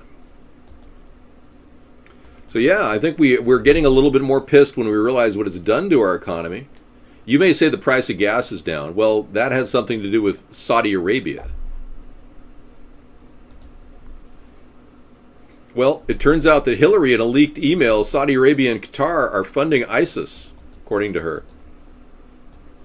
So she's got other puppet nations to fund ISIS and create the forces that we're battling, creating this fake terrorism that's been going on. Leaked email exchanges alleged between Hillary Clinton and her 2016 campaign chair, John Podesta, reportedly show the Democratic nominee identify Saudi Arabia and Qatar as clandestine financial and logistic supporters of ISIS. While this paramilitary operation is moving forward, we need to use our diplomatic and more traditional intelligence assets, they say, to bring pressure on the governments of Qatar and Saudi Arabia, which are providing clandestine financial and logistical support to ISIL or ISIS and other radical Sunni groups in the region, Clinton reportedly wrote in 2014. This effort will be enhanced by the stepped-up commitment in the Kurdish regional government. The Qatars and the Saudis will be put in a position of balancing policy between their ongoing competition to dominate the Sunni world and the consequences of serious U.S. pressure. We're seeing a manipulation of our foreign policy that's been going on for a long, long time by Hillary Clinton and Barack Obama, and before that, George W., where he started 2 wars, and Obama continued them. And need I remind you that we've been increasing production of opium by our presence in Afghanistan? We've increased it 4,400% since 2000. So opium is now a cheap cash crop, low-cost heroin on the streets. Your kids are prone to become addicted to this now. And you're going, well, what's the worst that can happen? They can OD rather easily on heroin. They can't OD on marijuana. So while you're busy saying, well, marijuana is just too radical of a thing to do, we better not do it. Your kids are getting hooked on really, really dangerous heroin that we're producing. Our country is overseeing, and the CIA profits $50 billion a year on the production. Thank you very much. Thanks, world. It's a complex web we weave here as our country is tangled in its own mistakes and filled with disinformation and damage control. We don't have a clear, cohesive leadership, and that's left us hanging out to dry pretty much as a nation. And unlike Trump, I don't believe that our country is a third world nation. Don't let him play this little story that he pretends like we don't have any nuclear weapons. We have more nuclear weapons than any other nation in the world. Our military is so strong, it's unbelievable. Trump acts like he wants to increase military spending. We could easily drop the military spending by 50% and still outmatch any other country militarily. We are being screwed over financially in every way with the military ripoff. The video Hillary doesn't want you to see, the Clinton machine. I'll have to play it on another browser. All right. Dum da dum dum.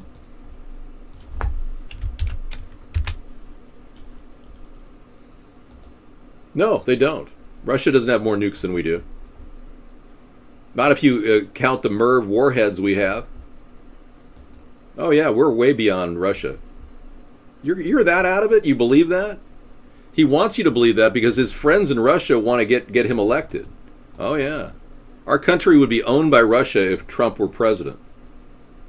He's already got massive debt to Deutsche Bank, one of the most corrupt banks in the world. During the Clinton and Kennedy Jr., he was declared the front runner for the New York Senate seat back in 1999. Thanks. Days later, his plane crashed into the Atlantic Ocean, and his rival, Hillary Clinton, was elected senator. Mary Mahoney was a Clinton White House intern. She knew enough of the inner workings of Bill's sexual advancements to be a star witness during the Clinton impeachment trials. She was brutally executed at a Starbucks she was managing in 1997. In 1993, White House counsel Vince Foster was found dead in Fort Marcy Park near D.C. He supposedly killed himself, and among a lengthy list of potential foul play, the bullet was never found. Then there's James McDougal, a key witness for White House prosecutors. He was serving his 3-year sentence for bank fraud at the Fort Worth Federal Medical Center in Texas. And just before he was to give a testimony before the grand jury, McDougal suffered a heart attack in solitary confinement. He died. In 2015, Walter Scheib, a White House chef hired under Bill Clinton, joined the list. His body was found at the bottom of a river, nearly 2 miles from the base of the trail he was reportedly hiking. An autopsy determined that Scheib's death was accidental drowning, but he might have known too much. 27-year-old Democratic National Committee staffer Seth Rich was shot and killed in D.C. this year. There is speculation that he was the source of the controversial leaked emails allegedly sent by DNC staffers, and that he may have been murdered in retaliation. Then Sean Lucas, the lead attorney in a fraud case against the DNC, was found lying on the bathroom floor by his girlfriend when she returned home on August 2nd. His death was reported classified, pending the results of an autopsy. To this day, questions remain. Wow. Yeah. All right, we got a couple of videos here that just beg the question, why is this on here? And apparently this came in when I was not aware of what was going on. All right. All right, we'll go to this live leak of a guy who apparently has some sort of a weird agenda.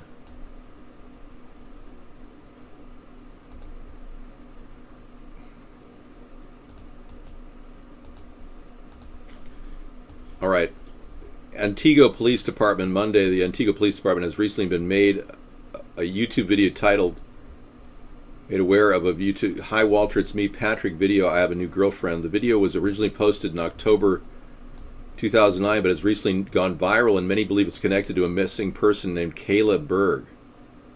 The Antigua Police Department is actively investigating the origin of this video. If anyone has particular information as to the origin of the video or identity of the individuals in the video, please contact the Antigua Police Department. Let me give you a link to this link, the live link, and I'll play it for you here. Thank you.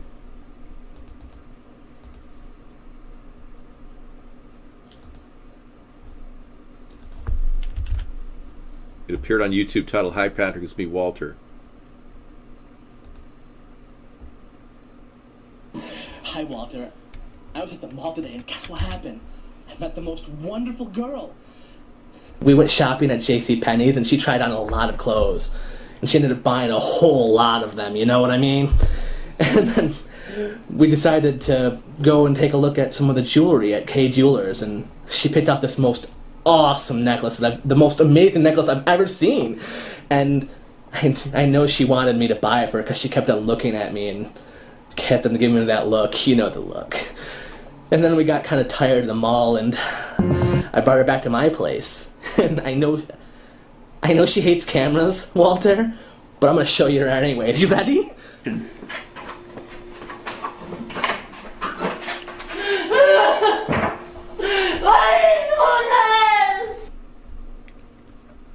Whoa. I'm not going to show any more of this video. If you recognize this person, check the video out yourself. That was too weird.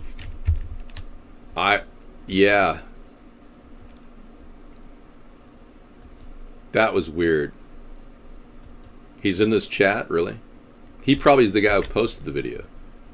Yeah, I don't want to go into this any deeper. It's just too it's fake. It's creepy, yeah.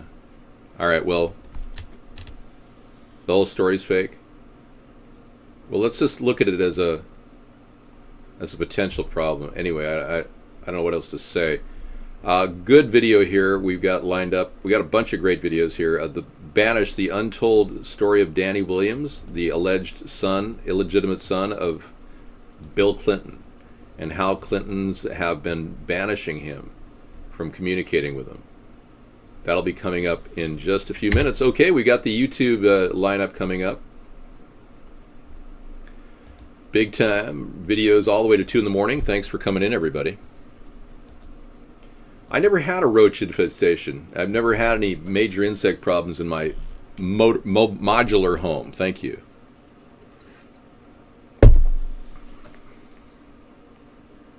You think it's overacting? Well, it looked pretty intense to me. I've never seen the guy, so I can't tell you who it is.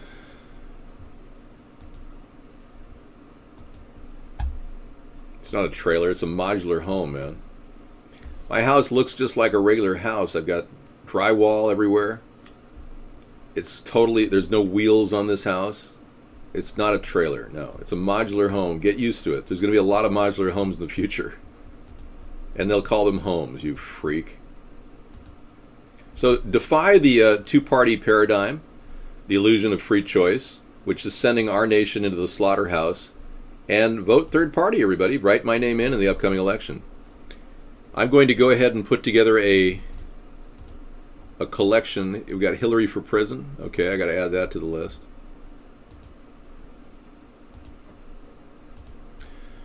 And now I get to go through my media library. Now, if you've checked out my playlists, we have one of the largest playlists on earth.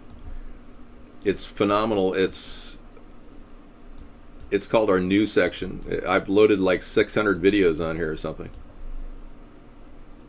But we have a lot of playlists. And we went to playlists because we wanted to do our show from locations anywhere in the country, and we didn't want to necessarily carry a hard drive of videos with us. So playlists work very well. I like Google a lot. I just don't like the fact that they are owned by the government. That major investor in QTEL. Hey, it's me, Awesome Carl. That'd be funny, yeah. We can't storm the White House. They'll do to you what they did to Miriam Carey. They'll blow your head off. No, Awesome Carl is not going to sue me. Right on.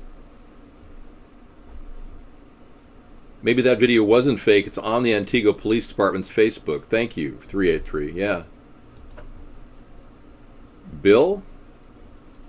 You mean Donald? What are you saying, Bill? It's absurd. So I go through this link library, which is absolutely huge. I look through a couple of these things and add them to the bottom of the list as I go through, like the high order of demons known as authorities. I want to add that to the bottom of our list.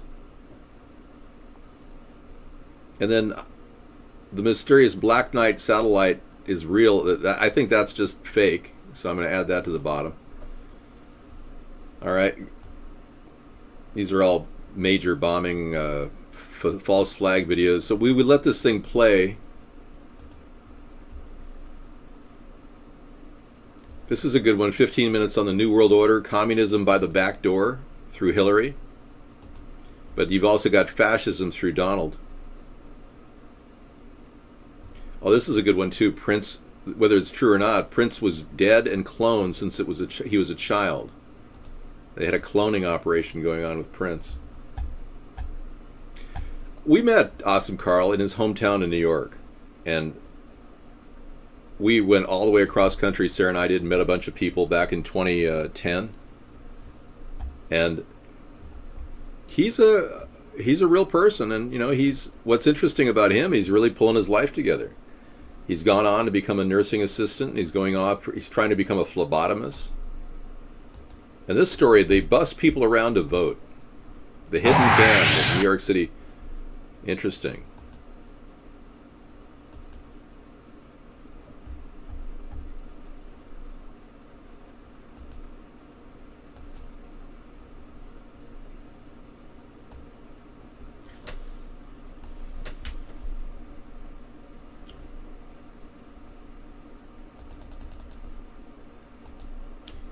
Okay, that's it for the night, everybody. I'm going to go ahead and play some videos for you to watch, and we'll get right into the meat and potatoes of video and political chat all night long. I'll be in the chat room off and on to talk to you guys, and I'll even have some audio clips that I'll bring in talking over the show. We do that as well in the evening. Thank you for coming in to a great show, a really great show. A really great show. From Liverpool, London, La Beatles. We're going to be bringing you another show tomorrow night, Wednesday, Wasteful Wednesday. Be there or be square.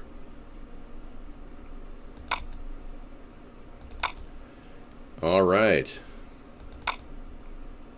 We'll pull from our collection of interesting things and get to what really matters. See you later. And if we don't get somebody out there with a vocal cord to scream for decency and truth and honesty in government, then we're screwed.